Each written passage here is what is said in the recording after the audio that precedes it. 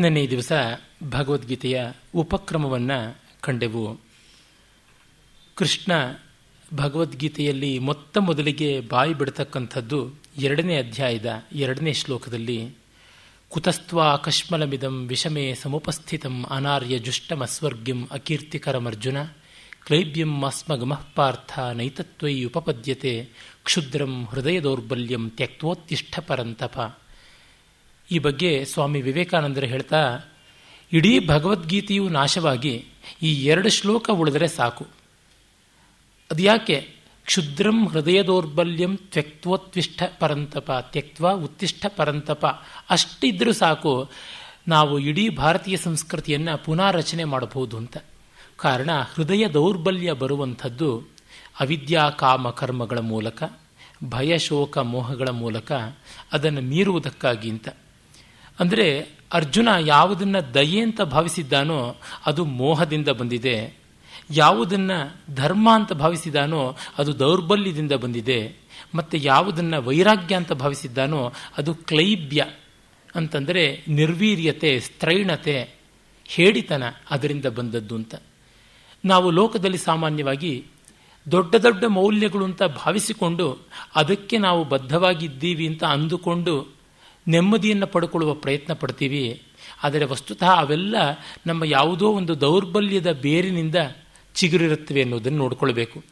ಅರ್ಜುನನಿಗೆ ಲೋಕದ ಮೇಲಿನ ದಯೆ ಯಾವುದಿದೆಯಲ್ಲ, ತಂದೆ ತಾಯಂದಿರು, ಅಕ್ಕ ತಂಗಿಯರು, ಅಣ್ಣ ತಮ್ಮಂದಿರು, ಎಷ್ಟು ಜನಕ್ಕೆ ಕಷ್ಟ ಆಗುತ್ತದೆ. ತಾತಂದಿರು, ಗುರುಗಳು, ತಮ್ಮಂದಿರು, ಅಣ್ಣಂದಿರು, ಮಕ್ಕಳು, ಮೊಮ್ಮಕ್ಕಳು, ಗುರು ಹಿರಿಯರೆಲ್ಲ ಸತ್ತು ಹೋಗ್ತಾರೆ ಎನ್ನುವ ಗೋಳಾಟದಲ್ಲಿ ಆ ದಯೆಯ ಮೂಲ ಬಂದದ್ದು ಇವರು ನನ್ನವರು ಅನ್ನುವ ಮೋಹದಿಂದ, ಮಾಮಕಾಹ ಅನ್ನುವ ಭಾವದಿಂದ ಬಂದದ್ದು. ಹಾಗಾಗಿ ನಮಗೆ ದಯೆ ಬಂದಾಗ ಇವರು ನನ್ನವರಾದ ಕಾರಣ ಬಂತ, ಅಂದರೆ ಮೋಹದಿಂದ ಬಂದದ್ದ ದಯೆ, ನಿರ್ಮೋಹದಿಂದ ಬಂದದ್ದ ಅಂತ ಪೃಥಕ್ಕರಣ ಮಾಡಿಕೊಂಡು ನೋಡಬೇಕಾದ ಅವಶ್ಯಕತೆ ತುಂಬ ಉಂಟು. ಯಾಕೆಂದರೆ ನಾವು ಅದರ ಹೊರಗಿನ ಮುಖವನ್ನು ಮಾತ್ರ ನೋಡಿರ್ತೀವಿ. ಆಳಕ್ಕೆ ಹುಡುಕಿಕೊಂಡು ಹೋಗಿ ನೋಡಿದಾಗ ಎಲ್ಲಿಯೋ ನಮ್ಮ ಅಂತರಂಗದ ವಿಕಾರ ದೊಡ್ಡ ಸುಂದರವಾದ ಸಾಕಾರವಾದ ರೂಪ ತಾಳಿ ಬಂದಿರುತ್ತೆ. ಆದರೆ ಅದರ ಬೇರು ನೋಡಿದ್ರೆ ಹಾಗಲ್ಲ ಅಂತ ಗೊತ್ತಾಗುತ್ತೆ. ಅದೇ ರೀತಿ ನಾವು ಧರ್ಮ ಅನ್ನುವುದು ಸಾಧುತನ, ಸಪ್ಪೆತನ, ಹೇಡಿತನ ಏನೆಲ್ಲ ಹೇಳಿ ಅಲ್ಲಿಗೆ ಬಂದು ಕೂತ್ಕೊಂಡ್ಬಿಡುತ್ತೆ. ಆದರೆ ವಸ್ತುತಃ ಅದು ಧರ್ಮ ಅಲ್ಲ, ದೌರ್ಬಲ್ಯ ಧರ್ಮವಾಗೋದಕ್ಕೆ ಸಾಧ್ಯವಿಲ್ಲ ಅಂತ. ಧೀರತೆ, ಗಟ್ಟಿತನ, ದೃಢತ್ವ, ಪರಾಕ್ರಮ ಅದು ಧರ್ಮವಾಗುವಂಥದ್ದು. ಅಷ್ಟು ಮಾತ್ರವಲ್ಲ, ಯಾವ ಮಟ್ಟಕ್ಕೆ ಅದು ಬರ್ತದೆ ಅಂತಂದರೆ, ನಮ್ಮ ಶಾಸ್ತ್ರಗಳಲ್ಲಿ ಒಂದು ತೀವ್ರವಾದ ಸಾಹಸ ಬೇಕು, ಸಾಹಸ ಪ್ರಜ್ಞೆ ಬೇಕು. ಹಾಗಿದ್ದಾಗ ಮಾತ್ರ ತತ್ವಸಿದ್ಧಿ ಆಗುವಂಥದ್ದು ಅಂತ ಹೇಳ್ತಾರೆ. ಮತ್ತು ವೈರಾಗ್ಯ ನಮ್ಮ ಕೈಲಾಗದಿರುವಿಕೆಯಿಂದ ಬಂದಿರುತ್ತೆ. ಎಷ್ಟೋ ಬಾರಿ ನನಗಂಡ ಹಾಲು ಅಲ್ಲ, ನನಗಂಡ ಮೊಸರು ಅಲ್ಲ, ನನಗಂಡ ತುಪ್ಪ ಒಲ್ಲ ಒಲ್ಲ ಅಂತ ಒಂದು ಜಾನಪದ ಗೀತ. ಯಾಕೆಂದರೆ ಮನೆಯಲ್ಲಿ ಏನೂ ಇಲ್ಲ ಅಂತ. ಇದು ವೈರಾಗ್ಯದ ಲಕ್ಷಣ ಅಲ್ಲ. ಸಮೃದ್ಧಿಯಲ್ಲಿ ಬರಬೇಕಾದದ್ದೇ ವೈರಾಗ್ಯ ಹೊರತು ಕೃಚ್ಛ್ರತೆಯಲ್ಲಿ, ದಾರಿದ್ರ್ಯದಲ್ಲಿ ಬರುವುದು ವೈರಾಗ್ಯ ಅಲ್ಲ. ಬಲದಲ್ಲಿ ಧರ್ಮ ಉದಿಸಬೇಕೇ ಹೊರತು ದುರ್ಬಲತೆಯಲ್ಲಿ ಧರ್ಮ ಉದಿಸುವುದಲ್ಲ. ಜ್ಞಾನೇ ಮೌನಂ ಕ್ಷಮಾಶಕ್ತವು ತ್ಯಾಗೇ ಶ್ಲಾಘಾ ವಿಪರ್ಯಯ ಗುಣಾನುಬಂಧಿತ್ವಾತ್ ತಸ್ಯ ಸಪ್ರಸವ ಇವ ಅನ್ನುವ ರಘುವಂಶದ ಕಾಳಿದಾಸೋಕ್ತಿ ಇಲ್ಲಿ ಅವಶ್ಯವಾಗಿ ಅನುಸಂಧೇಯ. ನಮ್ಮ ಮೌನ ಜ್ಞಾನದ ಬೇರಿನಲ್ಲಿ ನೆಲೆಗಾಣಬೇಕು. ನಮ್ಮ ಕ್ಷಮೆ ಶಕ್ತಿಯ ಬೇರಿನಲ್ಲಿ ಇರಬೇಕು. ನಮ್ಮ ವೈರಾಗ್ಯ, ತ್ಯಾಗ ಇವುಗಳೆಲ್ಲವೂ ಸಮೃದ್ಧಿಯಲ್ಲಿ ಬೇರನ್ನು ಕಾಣಬೇಕು. ಹಾಗೆ ಇದ್ದಾಗ ಮಾತ್ರ ಅವುಗಳು ನಿಜವಾಗಿ ಗುಣ ಅಂತ ಅನಿಸಿಕೊಳ್ಳುತ್ತವೆ. ಇಲ್ಲವಾದರೆ ನನ್ನ ಕೈಲಿ ಆಗೋದಿಲ್ಲ, ಅದಕ್ಕೆ ನಾನು ಮಾಡ್ತಾ ಇಲ್ಲ ಅಂತ. ಕೆಲವರು ಹೇಳ್ತಾರೆ, ರಾಗ ತಾಳ ಇವುಗಳ ವಿಸ್ತಾರ ಎಲ್ಲ ಯಾತಕ್ಕೆ ಬೇಕು, ಏನೋ ಭಕ್ತಿಯಿಂದ ಹಾಡಿಬಿಟ್ರೆ ಸಾಲದ ಅಂತ. ಅದನ್ನು ನಾನು ದೊಡ್ಡ ಸಂಗೀತಗಾರನಾಗಿ ಮಾಡ್ತಾ ಇದ್ದೀನ ಅಂತ ನೋಡ್ಕೊಳ್ಬೇಕು. ಈಗ ತ್ಯಾಗರಾಜರಂಥವರು, ರಾಗರಾಜರಾದವರು, ನಾದ ಯೋಗರಾಜರಾದವರು ಉತ್ಸವ ಸಂಪ್ರದಾಯದ, ಭಜನ ಸಂಪ್ರದಾಯದ, ಸಂಕೀರ್ತನ ಸಂಪ್ರದಾಯದ ಕೃತಿಗಳನ್ನು ಹಾಡಿಕೊಂಡು ಯಾವ ರಾಗತಾಳದ ವಿಸ್ತಾರವನ್ನು ಮಾಡಿಕೊಡದೆ ಹೋಗ್ತಾ ಇದ್ರು ಅಂದರೆ ಅದು ಅವರಿಗೆ ಭೂಷಣ. ಕಾರಣ, ಅವರು ವಾಗ್ಗೇಯಕಾರರಲ್ಲಿ ಶಿಖಾಮಣಿಯಾಗಿ ಮೆರೆದವರು. ಹಾಗಲ್ಲದೆ ಒಂದು ಎರಡನೇ ಕಾಲದಲ್ಲಿ ಒಂದು ವರ್ಣ ಹಾಡೋಕ್ಕಾಗೋದಿಲ್ಲ, ವಿಳಂಬ ಕಾಲದ ಒಂದು ಕೀರ್ತನೆ ಹಾಡೋದಕ್ಕಾಗೋದಿಲ್ಲ. ರಾಗ ವಿಸ್ತಾರ ಯಾಕೆ, ತಾಳ ವಿಸ್ತಾರ ಯಾಕೆ ಅಂದರೆ ಅದು ದೌರ್ಬಲ್ಯದಿಂದ ಬಂದದ್ದು ಅಂತಾಗುತ್ತದೆ. ಹಿಂದೊಮ್ಮೆ ನಮ್ಮ ಪ್ರೊಫೆಸರ್ ಅರಾಮಿತ್ರ ಅವರ ಛಂದೋಮಿತ್ರ ಪುಸ್ತಕಕ್ಕೆ ಮುನ್ನುಡಿ ಬರೆಯುತ್ತಾ ನಾನು ಹೇಳಿದ್ದೆ, ಈಗಿನವರು ಛಂದಸ್ಸನ್ನು ಬಿಟ್ಟುಬಿಡಿ, ಅಲಂಕಾರ ಬಿಟ್ಟುಬಿಡಿ ಅಂತೆಲ್ಲ ಹೇಳುವುದು ನಪುಂಸಕನ ಸನ್ಯಾಸ ಇದ್ದಂತೆ. ಕಟ್ಟಿಕೊಂಡಿದ್ರೆ ತಾನೇ ಬಿಡೋದಕ್ಕೆ, ಅದು ಏನು ಅಂತಲೇ ಮೂಸಿ ನೋಡಿಲ್ಲ, ಇನ್ನು ಬಿಡುವುದಕ್ಕೆ ಅದು ಎಲ್ಲಿಂದ ಸಾಧ್ಯವಾಗುತ್ತದೆ ಅಂತ. ಹೀಗಾಗಿ ಶ್ರೀಮಂತನ ಅಂದರೆ ಆತ್ಮಶ್ರೀಮಂತನ ವೈರಾಗ್ಯ ನಿಜವಾದ ವೈರಾಗ್ಯ ಅಂತ. ಅಲ್ಲಿ ಆ ಹೃದಯ ದೌರ್ಬಲ್ಯ ಈ ದಾರಿಯಿಂದ ಬಂದದ್ದಾಗಿರಬಾರದು ಅನ್ನುವುದನ್ನು ಕೃಷ್ಣ ಹೇಳ್ತಾ ಇದ್ದಾನೆ. ಆಮೇಲೆ ಅರ್ಜುನ ಕೇಳ್ಕೊಳ್ತಾನೆ, ಗುರೂನ್ ಅಹತ್ವಾ ಹಿ ಮಹಾನುಭಾವಾನ್ ಶ್ರೇಯೋ ಭೋಕ್ತುಂ ಭೈಕ್ಷ್ಯಮಪೀಹ ಲೋಕೆ ಹತ್ವಾರ್ಥ ಕಾಮಾಂಸ್ತು ಗುರೂನ್ ಇಹೈವ ಭುಂಜೀಯ ಭೋಗಾನ್ ರುಧಿರ ಪ್ರದಿಗ್ಧಾನ್. ರಕ್ತದಲ್ಲಿ ಅನ್ನ ತಿನ್ನೋದಿಕ್ಕೆ ಇಷ್ಟಪಡೋದಿಲ್ಲ, ಅವರನ್ನು ಕೊಲ್ಲದೆ ಭಿಕ್ಷಾಟನೆಯಿಂದ ಬಂದದ್ದಾದರೂ ಪರವಾಗಿಲ್ಲ ಅಂತ. ಹಾಗೆ ಹೇಳಿದವನೇ ನಚೈತ ವಿದ್ಮಃ ಕತರನ್ನೋ ಗರೀಯೋ ಯದ್ವಾ ಜಯೇಮ ಯದಿವಾ ನೋ ಜಯೇಯು. ನನಗಾದರೂ ಗೊತ್ತಾಗ್ತಾ ಇಲ್ಲ ನಾವು ಜಯಿಸ್ತೀವೋ ಇಲ್ಲವೋ ಅಂತ. ಈ ಒಂದು ದ್ವಂದ್ವ ಕೂಡ ಕಾಡ್ತಾ ಇದೆ. ಗೆಲ್ಲಬಲ್ಲೆ ಅಂತ ಅಂದುಕೊಳ್ತಾನೆ, ಗೆಲ್ಲಲಾಗೋದಿಲ್ಲ ಅಂತ ಹೇಳ್ತಾ ಇದ್ದಾನೆ. ಅಂದರೆ ಅನಿಶ್ಚಯದಿಂದ ಬಂದಂಥ ನಿರ್ಧಾರ ಅದು ನಿರ್ಧಾರವ, ಪಲಾಯನವಾದ. ಕಡೆಗೂ ಅವನು ತನಗೆ ಏನೂ ತೀರ್ಮಾನ ಮಾಡೋಕ್ಕಾಗ್ತಾ ಇಲ್ಲ, ತಾನು ಅಜ್ಞಾನಿ ಮೂಢ ಅನ್ನುವ ನೆಲೆಗೆ ಬಂದ. ಅದು ಒಳ್ಳೆಯ ತೀರ್ಮಾನ. ಕಾರ್ಪಣ್ಯ ದೋಷೋಪಹತ ಸ್ವಭಾವ ಪೃಚ್ಛಾಮಿ ತ್ವಾಂ ಧರ್ಮ ಸಮ್ಮೂಢಚೇತಾ ಯಚ್ಛ್ರೇಯಸ್ಯಾನ್ ನಿಶ್ಚಿತಂ ಬ್ರೂಹಿ ತನ್ಮೇ ಶಿಷ್ಯಸ್ತೇಹಂ ಸಾಧಿಮಾಂ ತ್ವಾಂ ಪ್ರಪನ್ನಂ. ಕಾರ್ಪಣ್ಯ ದೋಷೋಪಹತ ಸ್ವಭಾವ. ಕೃಪಣತೆ ಅಂತಂದರೆ ಮನೋದೌರ್ಬಲ್ಯ, ಬಡತನ, ಅಂತರಂಗದ ಬಡತನ. ಆ ಬಡತನದಿಂದ, ಆ ಅಳುಕಿನಿಂದ, ಆ ದೀನತೆಯಿಂದ, ಹೀನಾಯದಿಂದ ನಾನು ನನ್ನ ಸ್ವಭಾವವನ್ನೆಲ್ಲ ನಾಶನ ಮಾಡಿಕೊಂಡಿದ್ದೀನಿ. ನಿನ್ನನ್ನು ಧರ್ಮ ಸಮ್ಮೂಢಚೇತಾ, ಧರ್ಮ ಏನು ಅಂತ ಗೊತ್ತಾಗದೆ ಕೇಳ್ತಾ ಇದ್ದೀನಿ. ನನಗೆ ಯಾವುದು ಶ್ರೇಯಸ್ಕರವೋ ಅದನ್ನು ನಿಶ್ಚಿತಂ ಬ್ರೂಹಿ ತನ್ಮೆ, ನಿಶ್ಚಯವಾಗಿ ನನಗೆ ಹೇಳು ಅಂತ. ಮಾನವರೆಲ್ಲರ ಅಭಿಪ್ಸೆ ಇದೆ, ನಮಗೆ ಗಟ್ಟಿಯಾಗಿ ತೀರ್ಮಾನವಾಗಿ ಹೇಳಿಬಿಡಿ ಅಂತ.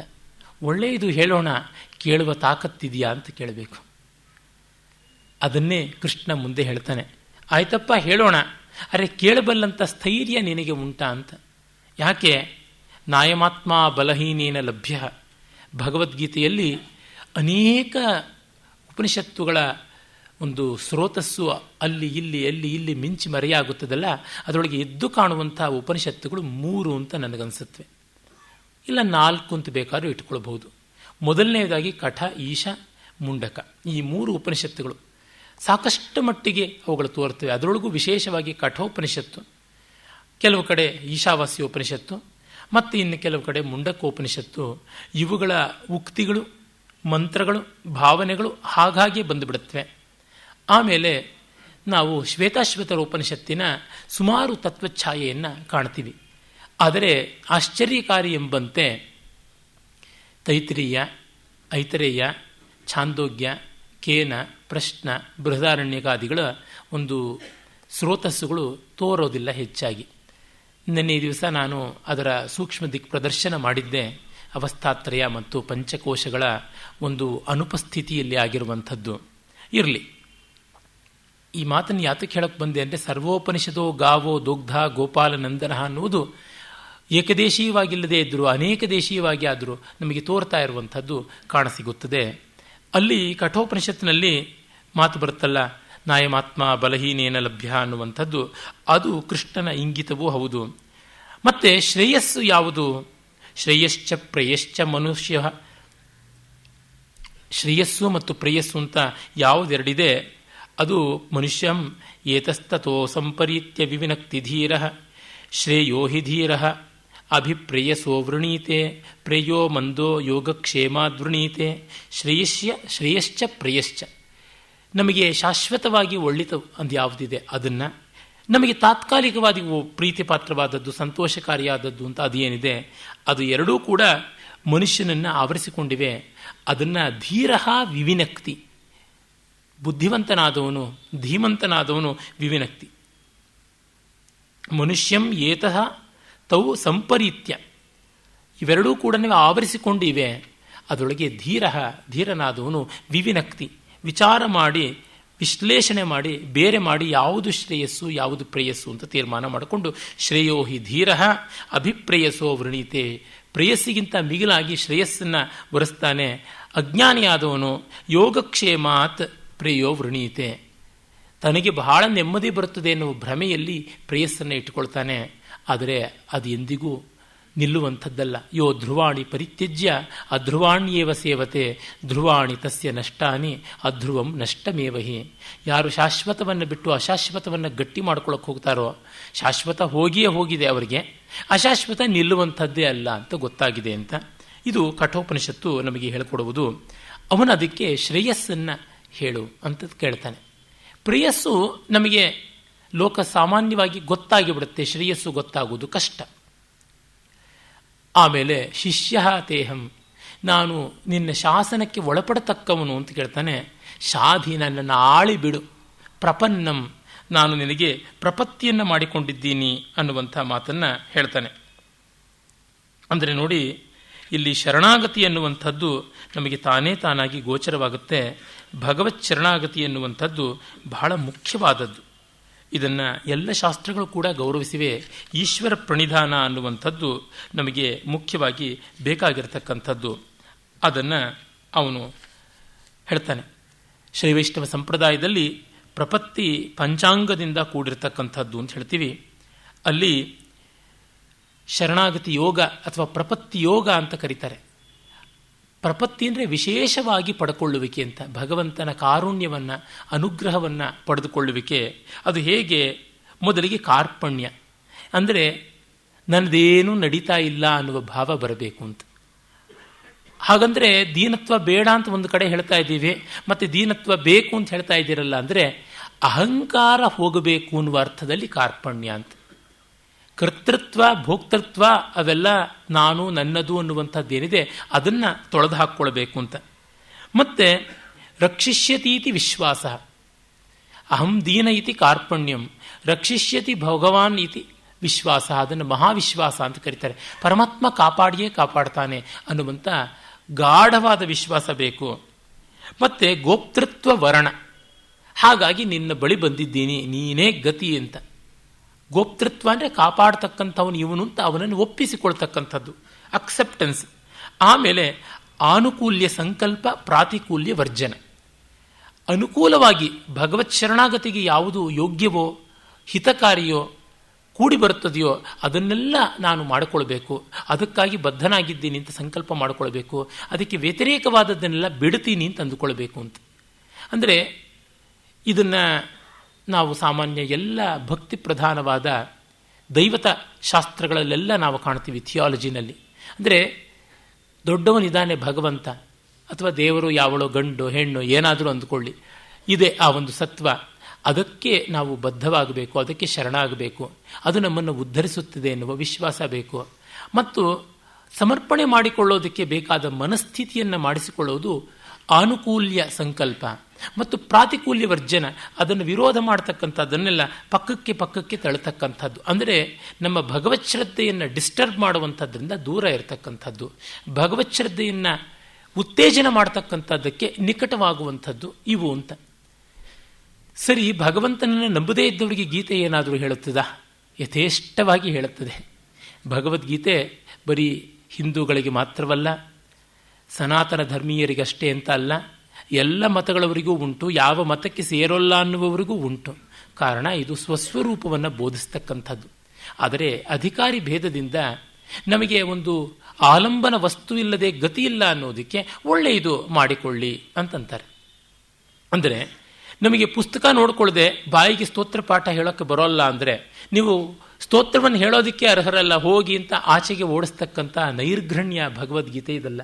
ಅವರೆಲ್ಲರಿಗೂ ಕೂಡ ಅವರವರ ಲಿಪಿಗಳಲ್ಲಿ ಇರ್ತಕ್ಕಂಥ ಅದೇ ಸ್ತೋತ್ರದ್ದು. ಒಬ್ಬನಿಗೆ ಮಲಯಾಳಂ ಲಿಪಿನಲ್ಲಿ ಓದೋದಕ್ಕೆ ಬರುತ್ತೆ ಅಂದರೆ ಅವರಿಗೆ ಆ ಲಿಪಿಯ ಪುಸ್ತಕ ಕೊಡೋದು, ಮತ್ತೊಬ್ಬನಿಗೆ ತಿಗಳಾಲಿ ಲಿಪಿ ಅಂತಂದರೆ ಅದರೊಳಗೆ ಕೊಡೋದು, ಇನ್ನೊಬ್ಬನಿಗೆ ರೋಮನ್ ಸ್ಕ್ರಿಪ್ಟ್ ಅಂತಂದರೆ ಅದನ್ನು ಕೊಡೋದು. ಓದುವುದು ಒಂದೇ ಪುಸ್ತಕ. ಮತ್ತು ಕೆಲವರು ನಮಗೆ ಸಣ್ಣ ಲಿಪಿ ಓದೋದಕ್ಕಾಗೋಲ್ಲ ಅಂದರೆ ಅವರಿಗೆ ಮ್ಯಾಗ್ನಿಫಿಕೇಷನ್ ಗ್ಲಾಸ್ನ ಅವಶ್ಯಕತೆಯೇ ಇಲ್ಲದೆ ದೊಡ್ಡ ದೊಡ್ಡ ಅಕ್ಷರಗಳದು ಗೋರಖ್ಪುರನ ಗೀತಾ ಪ್ರೆಸ್ನವರು ದೊಡ್ಡ ದೊಡ್ಡ ಅಕ್ಷರದ ಬಹಳ ಸೊಗಸಾಗಿ ಮಾಡಿದ್ದಾನೆ. ಹಾಗೆ ಹೆಬ್ಬೆಟ್ಟಗಲದ್ದು ಮಾಡಿದ್ದಾನೆ. ಕಣ್ಣು ಸಿಕ್ಕಾಪಟ್ಟೆ ಸೂಕ್ಷ್ಮವಾಗಿದೆ ಅನ್ನೋರಿಗೆ ಆಗಬೇಕಾದರೂ ಆದೀತು ಅಂತ. ಅಂದರೆ ಪ್ರತಿಯೊಬ್ಬರಿಗೂ ತತ್ವ ಎಟುಕುವಂತಾಗಬೇಕು ಅಂತ. ಎಟುಕುವುದಕ್ಕೆ ಬೇಕಾಗಿರ್ತಕ್ಕಂಥ ಪೂರ್ವ ಸಿದ್ಧತಾಭ್ಯಾಸ ಅಂತ ಯಾವುದಿದೆ ಅದೆಲ್ಲ ಇಲ್ಲಿ ಆಗುವಂಥದ್ದು ಅಂತ. ಆಮೇಲೆ ಅವನು ನಾನು ನಿನಗೆ ಶರಣಾಗಿದ್ದೀನಿ ಅಂತ ಹೇಳಿದಾಗ ಭಗವಂತ ಆರಂಭ ಮಾಡ್ತಾನೆ. ಭಗವದ್ಗೀತೆಯಲ್ಲೆಲ್ಲ ಕೃಷ್ಣನನ್ನು ಭಗವಾನ್ ಅಂತ ಗೌರವಿಸಿದೆ. ಅಷ್ಟೇಕೆ ಇಡೀ ಮಹಾಭಾರತದಲ್ಲಿ ಎಲ್ಲೆಲ್ಲಿ ಕೃಷ್ಣನ ಮಾತುಗಳು ಅಂತ ಬರುತ್ತೆ ಅಲ್ಲೆಲ್ಲ ಶ್ರೀ ಭಗವಾನ್ ಉವಾಚ ಅಂತಲೇ ಬರುತ್ತೆ. ಎಲ್ಲೋ ಕೆಲವು ಕಡೆ ಕೃಷ್ಣ ವಾಸುದೇವ ಉವಾಚ ಅಂತಲೂ ಬಂದಿರೋದು ಹಲವು ಹಸ್ತಪ್ರತಿಗಳಲ್ಲಿ ಇವೆ. ಇವುಗಳಿಗೆ ನಾವು ತುಂಬ ತಲೆ ಕೆಡಿಸ್ಕೊಳ್ಬಾರ್ದು. ಆದರೆ ಭಗವದ್ಗೀತೆಯಲ್ಲೆಲ್ಲ ಭಗವಾನ್ ಅಂತ ಬರೋದು ಆತ್ಮಜ್ಞಾನಿಯಾದವನು, ಆತ್ಮದರ್ಶಿಯಾದವನು ಅನ್ನುವ ಅರ್ಥದಲ್ಲಿ ಐಶ್ವರ್ಯಸ್ಯ ಸಮಗ್ರಸ್ಯ ಧರ್ಮಸ್ಯ ಯಶಸ್ಶ್ರಿಯ ಜ್ಞಾನ ವೈರಾಗ್ಯಯೋಶ್ಚೈವ ಷಣ್ಣಾಂ ಭಗೈತೀಂಗನ ಅಂತ, ಅಥವಾ ಷಣ್ಣಾಂ ಭಗೈತೀರಣ ಅನ್ನುವ ಮಾತು ಆಗಮಗಳಲ್ಲಿ ಪ್ರಸಿದ್ಧವಾಗಿ ಬರುತ್ತದೆ. ಐಶ್ವರ್ಯಸ್ಯ ಸಮಗ್ರಸ್ಯ, ಎಲ್ಲದರ ಈಶ್ವರ ಭಾವ ಯಾವುದಿದೆ ಅದಕ್ಕೆ, ಧರ್ಮಸ್ಯ ಧರ್ಮದ, ಯಶಸ್ಸಃ ಕೀರ್ತಿಯ, ಶ್ರೀಯ ಸಂಪತ್ತಿನ, ಸಂಪತ್ತಂದರೆ ಬರೀ ದುಡ್ಡು ಕಾಸು ಅಂತಲ್ಲ, ಯಾವುದೇ ಎನ್ರಿಚ್ಮೆಂಟ್ ಅಂತ ಇದೆ, ಯಾವುದೇ ಸಮೃದ್ಧಿ, ಯಾವುದೇ ಪಾಸಿಟಿವ್ ವ್ಯಾಲ್ಯೂ ಅಂತ ಹೇಳ್ತೀವಲ್ಲ, ಧನಾತ್ಮಕವಾದ ಮೌಲ್ಯಗಳ ಹೆಚ್ಚಳ, ಅದೆಲ್ಲ ಕೂಡ ಶ್ರೀ. ಮತ್ತು ಜ್ಞಾನ ವೈರಾಗ್ಯ, ಜ್ಞಾನ ತಿಳಿವಳಿಕೆ, ವೈರಾಗ್ಯ ಯಾವುದರ ಅಂಟಿಲ್ಲದೆ ಇರತಕ್ಕಂಥದ್ದು, ಇವೆಲ್ಲಕ್ಕೂ ಭಗ ಅಂತ ಹೆಸರು ಅಂತ. ಮತ್ತು ಭಗ ಅನ್ನುವುದಕ್ಕೆ ಕಾರಣ ಅನ್ನುವ ಅರ್ಥ ಇದೆ. ಆತ ಕಾರಣ, ನಾವೆಲ್ಲ ಕಾರ್ಯಗಳು ಅಂತ. ಇದು he is the cause and we are the results. ಈ ದೃಷ್ಟಿಯಿಂದಲೂ ನೋಡಬಹುದು. ಮತ್ತೊಂದು ಕಡೆಯಲ್ಲಿ ಉತ್ಪತ್ತಿಂಚ ವಿನಾಶಂಚ ಭೂತಾನಾಂ ಆಗತಿಂ ಗತಿಂ ವೇತ್ತಿ ವಿದ್ಯಾಮವಿದ್ಯಾಂಚ ಸವಾಚ್ಯೋ ಭಗವಾನೀತಿ ಅಂತ ಹೇಳ್ತಾರೆ. ಉತ್ಪತ್ತಿಂಚ ವಿನಾಶಂಚ ಭೂತಾನಾಂ ಆಗತಿಂ ಗತಿಂ, ಜಗತ್ತಿನ ಜೀವರಾಶಿಗಳ ಹುಟ್ಟು, ನೆಲೆ ಮತ್ತು ಸಾವು, ಹಾಗೆಯೇ ಜೀವರಾಶಿಗಳ ಆಗಮನ ನಿರ್ಗಮನ ಮತ್ತು ಮಧ್ಯದ ಸಂಚಾರ, ಅವ್ಯಕ್ತಾದೀನಿ ಭೂತಾನಿ ಅಂತ ಮುಂದೆ ಬರ್ತಲ್ಲ, ಆ ರೀತಿಯಾಗಿ ವೇತ್ತಿ ವಿದ್ಯಾಮವಿದ್ಯಾಂಚ, ಬಂಧಕಾರಕವಾದ ವಿದ್ಯೆಯನ್ನು, ಮೋಕ್ಷಕಾರಕವಾದ ವಿದ್ಯೆಯನ್ನು ಯಾವ ವ್ಯಕ್ತಿ ತಿಳಿದಿದ್ದಾನೋ ಆತನಿಗೆ ಭಗವಾನ್ ಅಂತ ಕರೀತಾರೆ ಅಂತ. ಹೀಗೆ ಈ 6 ಅಂಶಗಳು ಯಾವುದು ಉಂಟು ಅವುಗಳನ್ನು ಅರಿತವನು, ಅವುಗಳಿಗೆ ಸಂಕೇತವಾದವನು ಭಗವಾನ್ ಅಂತ ಅನ್ನುವುದು ಶಾಸ್ತ್ರ ಪ್ರಸಿದ್ಧಿಯಲ್ಲಿ ಕಾಣಸಿಗುವಂಥದ್ದು. ಶಂಕರರು ಭಾಷ್ಯದಲ್ಲಿ ಕೂಡ ಅದನ್ನು ಉದ್ಧರಣೆ ಮಾಡಿಕೊಡ್ತಾರೆ.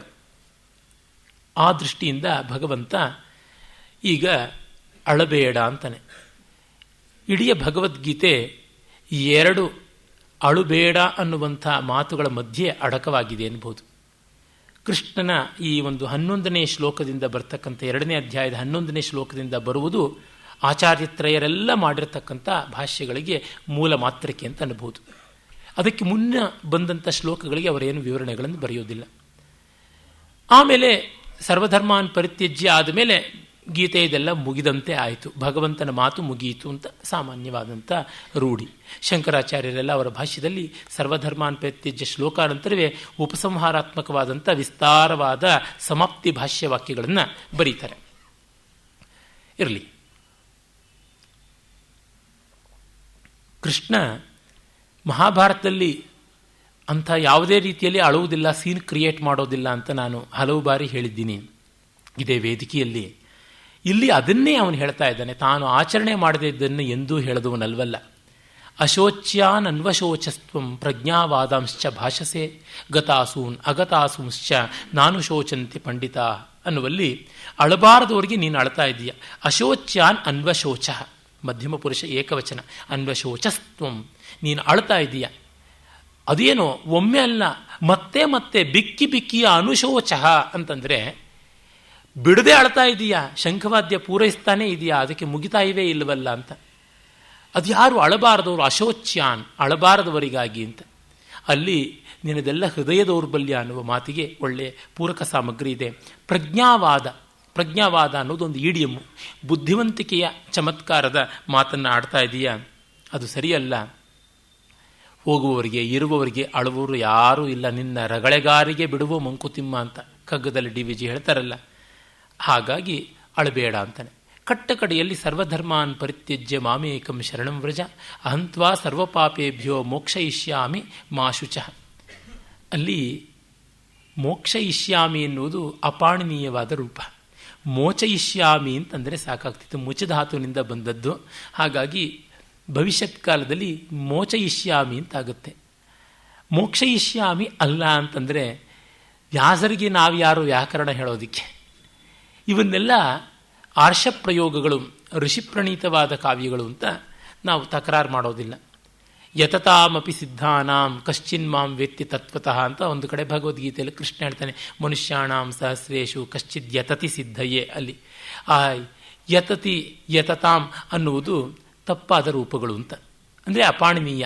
ಯಾಕೆಂದರೆ ಯತಧಾತು ಆತ್ಮನೇಪದಿ, ಯತಮಾನಾನಾಂ ಅಂತ ಶಾನಚ್ ಪ್ರತ್ಯಯ ಹಾಕಬೇಕು, ಶತ್ರು ಪ್ರತ್ಯಯ ಅಲ್ಲ ಅಂತ. ಹಾಗೆ ಯತತಿ ಅಂತ ಅದನ್ನು ಪರಸ್ಮೈಪದಿಯಲ್ಲ, ಯತತೆ ಮನುಷ್ಯಾಣಾಂ ಸಹಸ್ರೇಶು ಕಶ್ಚಿನ್ ಮಾಂ ವೇತ್ತಿ ತತ್ವತಃ. ಯತತಾಮಪಿ ಸಿದ್ಧಾನಾಂ ಅಲ್ಲಿ ಯತತಾಂ ಯತಮಾನಾನಾಂ ಅಂತ, ಯತತಿ ಸಿದ್ಧಯೇ ಅಲ್ಲ ಯತತೆ ಸಿದ್ಧಯೇ ಅಂತ ಹೀಗೆಲ್ಲ ಇರಬೇಕು ಅಂತ ನಾವು ಹೇಳಿಕೊಳ್ಳುವಂಥದ್ದು. ಆದರೆ ರಾಮಾಯಣ ಮಹಾಭಾರತದಂಥ ಗ್ರಂಥಗಳಲ್ಲಿ, ಆಗ ಪಾಣಿನಿಪೂರ್ವದ ಗ್ರಂಥಗಳಲ್ಲಿ ಅನೇಕ ಬಗೆಯಾದ ಸಂಸ್ಕೃತದ ವಾಗ್ರೂಢಿಗಳು ಬಳಕೆಯಲ್ಲಿದ್ದುವು ಅಂತ. ಯಾಕೆ ಈ ಪ್ರಸ್ತಾವತ್ವೇನ ತಂದದ್ದು ಅಂತಂದರೆ, ಯಾರಾದರೂ ಸಂಶಯ ಪಿಶಾಚರು ಭಗವದ್ಗೀತೆಯಲ್ಲಿ ವ್ಯಾಕರಣ ವಿರುದ್ಧ ಶಬ್ದಗಳಿವೆ, ಹಾಗಾಗಿ ಅದು ಅಪ್ರಬುದ್ಧರ ರಚನೆ ಅಂತಂದರೆ ಹಾಗಲ್ಲ ಅಂತ ತಿಳಿಸೋದಿಕ್ಕೆ. ಏಕೆಂದರೆ ವ್ಯಾಕರಣದ ಲಕ್ಷಣ ಸೂತ್ರಗಳು ಹುಟ್ಟುವ ಮುನ್ನ ಭಾಷೆ ಹುಟ್ಟಿದ್ದಲ್ವ, ಅದನ್ನು ನಾವು ಮರೆಯಬಾರದು. ಆಮೇಲೆ ಶ್ರೀಕೃಷ್ಣ ಇನ್ನೊಂದು ಮಾತನ್ನು ಹೇಳ್ತಾನೆ, ಮಾಶುಚಃ ಅಂತ, ಅಳಬೇಡ ಅಂತ. ಹೀಗೆ ಅಳಬಾರದು ಅಂತ, ಅಳಬೇಡ ಅಂತ. ಅಳಬಾರದವ್ರಿಗೆ ಅಳ್ತಾ ಇದೆಯಾ, ಹಾಗಾಗಿ ಅಳುವುದು ತಪ್ಪು ಅಂತ, ಮತ್ತೆ ಅಳಬೇಡ ಅಂತ, ಈ ಎರಡನ್ನೂ ಹೇಳ್ತಾ ಇದ್ದಾನೆ. ಹೀಗಾಗಿ ಸಂತೋಷಕ್ಕಾಗಿ ಗೀತೆ ಇರುವುದು. ನನಗೆ ಬಹಳ ಬಾರಿ ಅದೇ ಅನಿಸುವುದು, ಯಾರಾದರೂ ರಾಷ್ಟ್ರ ನಾಯಕರು ಅಂತ ಎನ್ನಿಸಿಕೊಳ್ಳುವವರು ಸತ್ವೋದಾಗ ಮಾತ್ರ ಗೀತಾಪಾರಾಯಣ ಮಾಡ್ತಾರೆ ರೇಡಿಯೋಗಳಲ್ಲಿ, ಟಿ ವಿಗಳಲ್ಲಿ. ಅದನ್ನು ಘೋರತರವಾದಂಥ ನೀರಸವಾದ, ತುಂಬ ಕೆಟ್ಟ ಕಂಠದಲ್ಲಿ ಆರ್ತನಾದದ, ಹೃದಯ ವಿದ್ರಾವಕವಾದ ಜುಗುಪ್ಸಾವಹ ಸ್ವರೂಪದಲ್ಲಿ ಯಾಕಾದರೂ ಭಗವದ್ಗೀತೆನೋ ಅಂತ ಅನಿಸುತ್ತೆ. ಭಗವದ್ಗೀತೆಯನ್ನು ಸಂತೋಷವಾಗಿ ಹೇಳಬೇಕು. ಅದು ಹಾಡನ್ನು ಆಳ್ತಾ ಯಾರು ಹಾಡ್ಯಾರ? ಆ ಪರಬ್ರಹ್ಮವಸ್ತು ಆನಂದದಲ್ಲಿ ಮುಳುಗಿದ್ದಾಗ ಏತತ್ ಸಾಮಗಾಯನ್ನಾಸ್ತೇಹ ವಹಾವು ಅಂತ ಅದು ಹಾಹಾಕಾರವಾಗಿ ಆನಂದವಾಗಿರುವಂಥದ್ದು ಅಂತ ನಮಗೆ ಗೊತ್ತಿದೆ. ಅದರಿಂದ ಭಗವದ್ಗೀತೆಗೆ ಗೋಳಿಗೆ ಸಂಬಂಧ ಇಲ್ಲ. ಅದು ಗೋಳಿಗೆ ಪ್ರತಿ ವಿರುದ್ಧವಾದಂಥದ್ದು ಇರಲಿ. ಆಮೇಲೆ ಈ 2ನೇ ಅಧ್ಯಾಯವನ್ನು ಆರಂಭ ಮಾಡ್ತಿದ್ದಂತೆ ಒಂದಷ್ಟು ಮಹತ್ವದ ವಿಷಯಗಳನ್ನು ಹೇಳಬೇಕಾಗಿದೆ. ಅದು ಏನು? ಭಗವದ್ಗೀತೆ 18 ಅಧ್ಯಾಯಗಳಲ್ಲಿ ವಿಸ್ತೃತವಾಗಿದೆ ಅಂತ ಅಂದರೂ ಕೂಡ ಮುಖ್ಯವಾದ ಪ್ರಮೇಯಗಳ ಎಲ್ಲ 2ನೇ ಅಧ್ಯಾಯದಲ್ಲೇ ಬಂದುಬಿಟ್ಟಿವೆ. 1ನೇ ಅಧ್ಯಾಯದಲ್ಲಿ ಕೃಷ್ಣ ಏನೂ ಮಾತೇ ಆಡೋದಿಲ್ಲ, ಹಾಗಾಗಿ ಅರ್ಜುನನ ಮಾತು ಅದು ಭಗವದ್ಗೀತೆಯ ಪೃಷ್ಠಭೂಮಿ ಅಷ್ಟೆ. ಭಗವದ್ಗೀತೆ ಆರಂಭವಾಗುವುದೇ 2ನೇ ಅಧ್ಯಾಯದಲ್ಲಿ. ಸಾಮಾನ್ಯ ನಮ್ಮ ಸೆಮಿನಾರ್ ಪೇಪರ್ಗಳಲ್ಲೆಲ್ಲ ಅಬ್ಸ್ಟ್ರಾಕ್ಟ್ ಸಿನಾಪ್ಸಿಸ್ ಅಂತ ಹೇಳಿಬಿಟ್ಟು ವಿಷಯ ಸಾರಾಂಶ ಅಂತ ಒಂದಷ್ಟು ಕೊಡ್ತಾರಲ್ಲ, ಆ ರೀತಿಯಲ್ಲಿ ನೋಡಿದ್ರೆ ಇಡೀ ಭಗವದ್ಗೀತೆಯ ಸಾರಾಂಶ 2ನೇ ಅಧ್ಯಾಯ. ದ್ವಿತೀಯಾಧ್ಯಾಯ ಅದ್ವಿತೀಯಾಧ್ಯಾಯ ಸಂಜಾತಃ. ಇದು 2ನೇ ಅಧ್ಯಾಯ ಅದ್ವಿತೀಯವಾಗಿ ಬಿಟ್ಟಿದೆ ಭಗವದ್ಗೀತೆಯಲ್ಲಿ. ಸುಮಾರು ವಿಸ್ತಾರವೂ ಆಗಿರ್ತಕ್ಕಂಥದ್ದು ಈ ಅಧ್ಯಾಯ. ನಮಗೆ ಗೊತ್ತಿರುವಂತೆ ಭಗವದ್ಗೀತೆಯ ಅತಿ ದೊಡ್ಡ 2 ಅಧ್ಯಾಯಗಳಲ್ಲಿ ಇದು ಒಂದು. ಇದಕ್ಕಿಂತ 1-2 ಶ್ಲೋಕ ಹೆಚ್ಚಿರ್ತಕ್ಕಂಥದ್ದು 18ನೇ ಅಧ್ಯಾಯ ಮೋಕ್ಷ ಸನ್ಯಾಸ. ಇದು 72 ಶ್ಲೋಕಗಳಿರ್ತಕ್ಕಂಥ ಬೃಹದಾಕಾರವಾದ ಮಹತ್ತಾದಂಥ ಅಧ್ಯಾಯ. 18ನೇ ಅಧ್ಯಾಯದಲ್ಲಿ ಬರುವಂಥದ್ದು ಜೀವನದ ನಿತ್ಯದ ಅಳವಡಿಕೆಗೆ ಬರುವಂಥ ಎಷ್ಟೋ ವಿವರಗಳು. ಅಲ್ಲಿ ತತ್ವಕ್ಕಿಂತ ಹೆಚ್ಚಾಗಿ ಸಾಧನ ಸಾಮಗ್ರಿ ಜಾಸ್ತಿ ಉಂಟು. ಇಲ್ಲಿ ತತ್ವ ಸಾಮಗ್ರಿ ಸಮೃದ್ಧವಾಗಿರ್ತಕ್ಕಂಥದ್ದು ಕಾಣುತ್ತೆ. ಹಾಗಾಗಿ ಈ 2 ಅಧ್ಯಾಯಗಳ ಕಡೆಗೆ ನಾವು ಹೆಚ್ಚಿನ ಗಮನ ಕೊಡಬೇಕು. ಅದರೊಳಗೂ 2ನೇ ಅಧ್ಯಾಯವೇ ಮುಖ್ಯವಾದದ್ದು ಅಂತ ಅನಿಸುತ್ತೆ. ಯಾಕೆಂದರೆ ಮೊದಲಿಗೆ ಯಾರಾದರೂ ಪ್ರಶ್ನೆ ಕೇಳಿದಾಗ ನಾವು ಏನೇ ನಟ್ಶೆಲ್ ಅಂತ ಮುಖ್ಯವಾದ ಪಾಯಿಂಟ್ಸನ್ನು 1, 2, 3, 4 ಅಂತ ಹಾಕಿ ಹೇಳಿಬಿಡ್ತೀವಿ. ಆಮೇಲೆ ಅವರಿಗೆ ಸ್ಪಷ್ಟೀಕರಣಕ್ಕಾಗಿ ಕ್ಲಾರಿಫಿಕೇಷನ್ ಬೇಕೇ ಅಂತ. ಈಗಲೂ ನೀವು ನೋಡಿರಬಹುದು ಬೇರೆ ಬೇರೆ ವೆಬ್ಸೈಟ್ಸಲ್ಲಿ ಎಲ್ಲ ಕೂಡ ಫಸ್ಟ್ ಪೇಜ್ ಅಂತ ಯಾವುದಿದೆ ಅದರೊಳಗೆ ಮುಖ್ಯವಾದದ್ದು ಬಂದುಬಿಡುತ್ತೆ.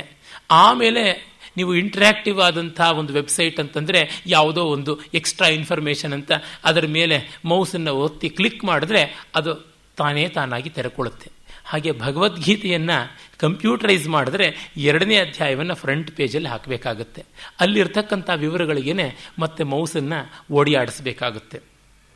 ಇಲ್ಲಿ ಅರ್ಜುನ ಗೋಳಾಡ್ತಾ ಇರೋದು ಯಾವುದಕ್ಕೆ ಅನ್ನೋದನ್ನು ಮೊದಲಿಗೆ ತಿಳ್ಕೊಳ್ಬೇಕಾಗಿದೆ. ಯಾವುದಕ್ಕೆ ಅಂದರೆ ನಮಗೆ ಗೊತ್ತಿದೆ, ಸಾವಿನ ಭಯದಿಂದ. ಎಲ್ಲ ಲೆಕ್ಕ ಹಾಕಿದ್ರು all is questions boil down to the fear of death. ಇನ್ಯಾವುದು? ಬಂಧುಗಳು ಸತ್ತು ಹೋಗ್ತಾರೆ, ಸತ್ತು ಹೋಗ್ಬಿಟ್ರೆ ಯಾರೂ ಉಳಿಯೋದಿಲ್ಲ, ಯಾರು ಉಳಿಯೋಲ್ಲ ಅಂತಂದರೆ ಲೋಕ ವ್ಯವಸ್ಥೆ ಹಾಳಾಗ್ಬಿಡುತ್ತೆ, ಧರ್ಮ ನಷ್ಟವಾಗಿಬಿಡುತ್ತೆ. ಅಂದರೆ ಅಷ್ಟು ಕೂಡ ಬಂದಿದ್ದು ಸಾವಿನಿಂದಾಗಿ. ಅದರಿಂದಲೇ ಬದುಕಿನ ಬಗ್ಗೆ ಚಿಂತನೆ ಮಾಡಬೇಕಾದ್ರೆ ಸಾವಿನ ಬಗ್ಗೆ ಆಲೋಚನೆ ಮಾಡಿಕೊಳ್ಳಬೇಕು. ಹಾಗೆ ಸಾವಿನ ಬಗ್ಗೆ ಆಲೋಚನೆ ಮಾಡಬೇಕಾದ್ರೆ ಬದುಕಿನ ಬಗ್ಗೆ ಆಲೋಚನೆ ಮಾಡಬೇಕು. ಒಂದನ್ನು ಬಿಟ್ಟು ಮತ್ತೊಂದು ಇಲ್ಲ. ಸಾವಿನ ಸ್ಪಷ್ಟವಾದ ಚಿತ್ರಣ ಇದ್ದಾಗ ಬದುಕಿನ ಸ್ಪಷ್ಟವಾದ ಚಿತ್ರಣವೂ ಬರುತ್ತೆ.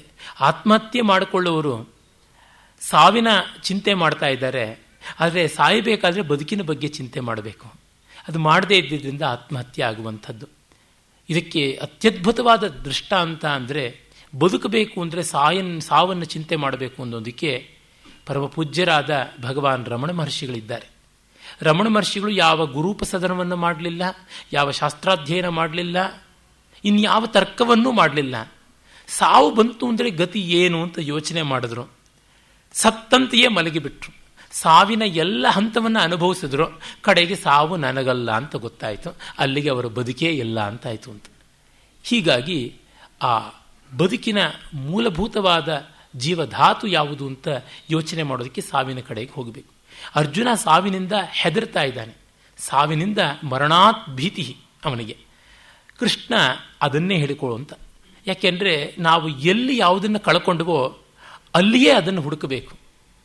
ನಾವು ಮನೆಯಲ್ಲಿ ಕಳ್ಕೊಂಡಂಥ ಮನಃಶಾಂತಿಯನ್ನು ಮನೆಯಲ್ಲೇ ಹುಡುಕಬೇಕಲ್ಲದೆ ಬೀದಿಯಲ್ಲಿ ಹುಡುಕಿದ್ರೆ ಸಿಗುತ್ತಾ?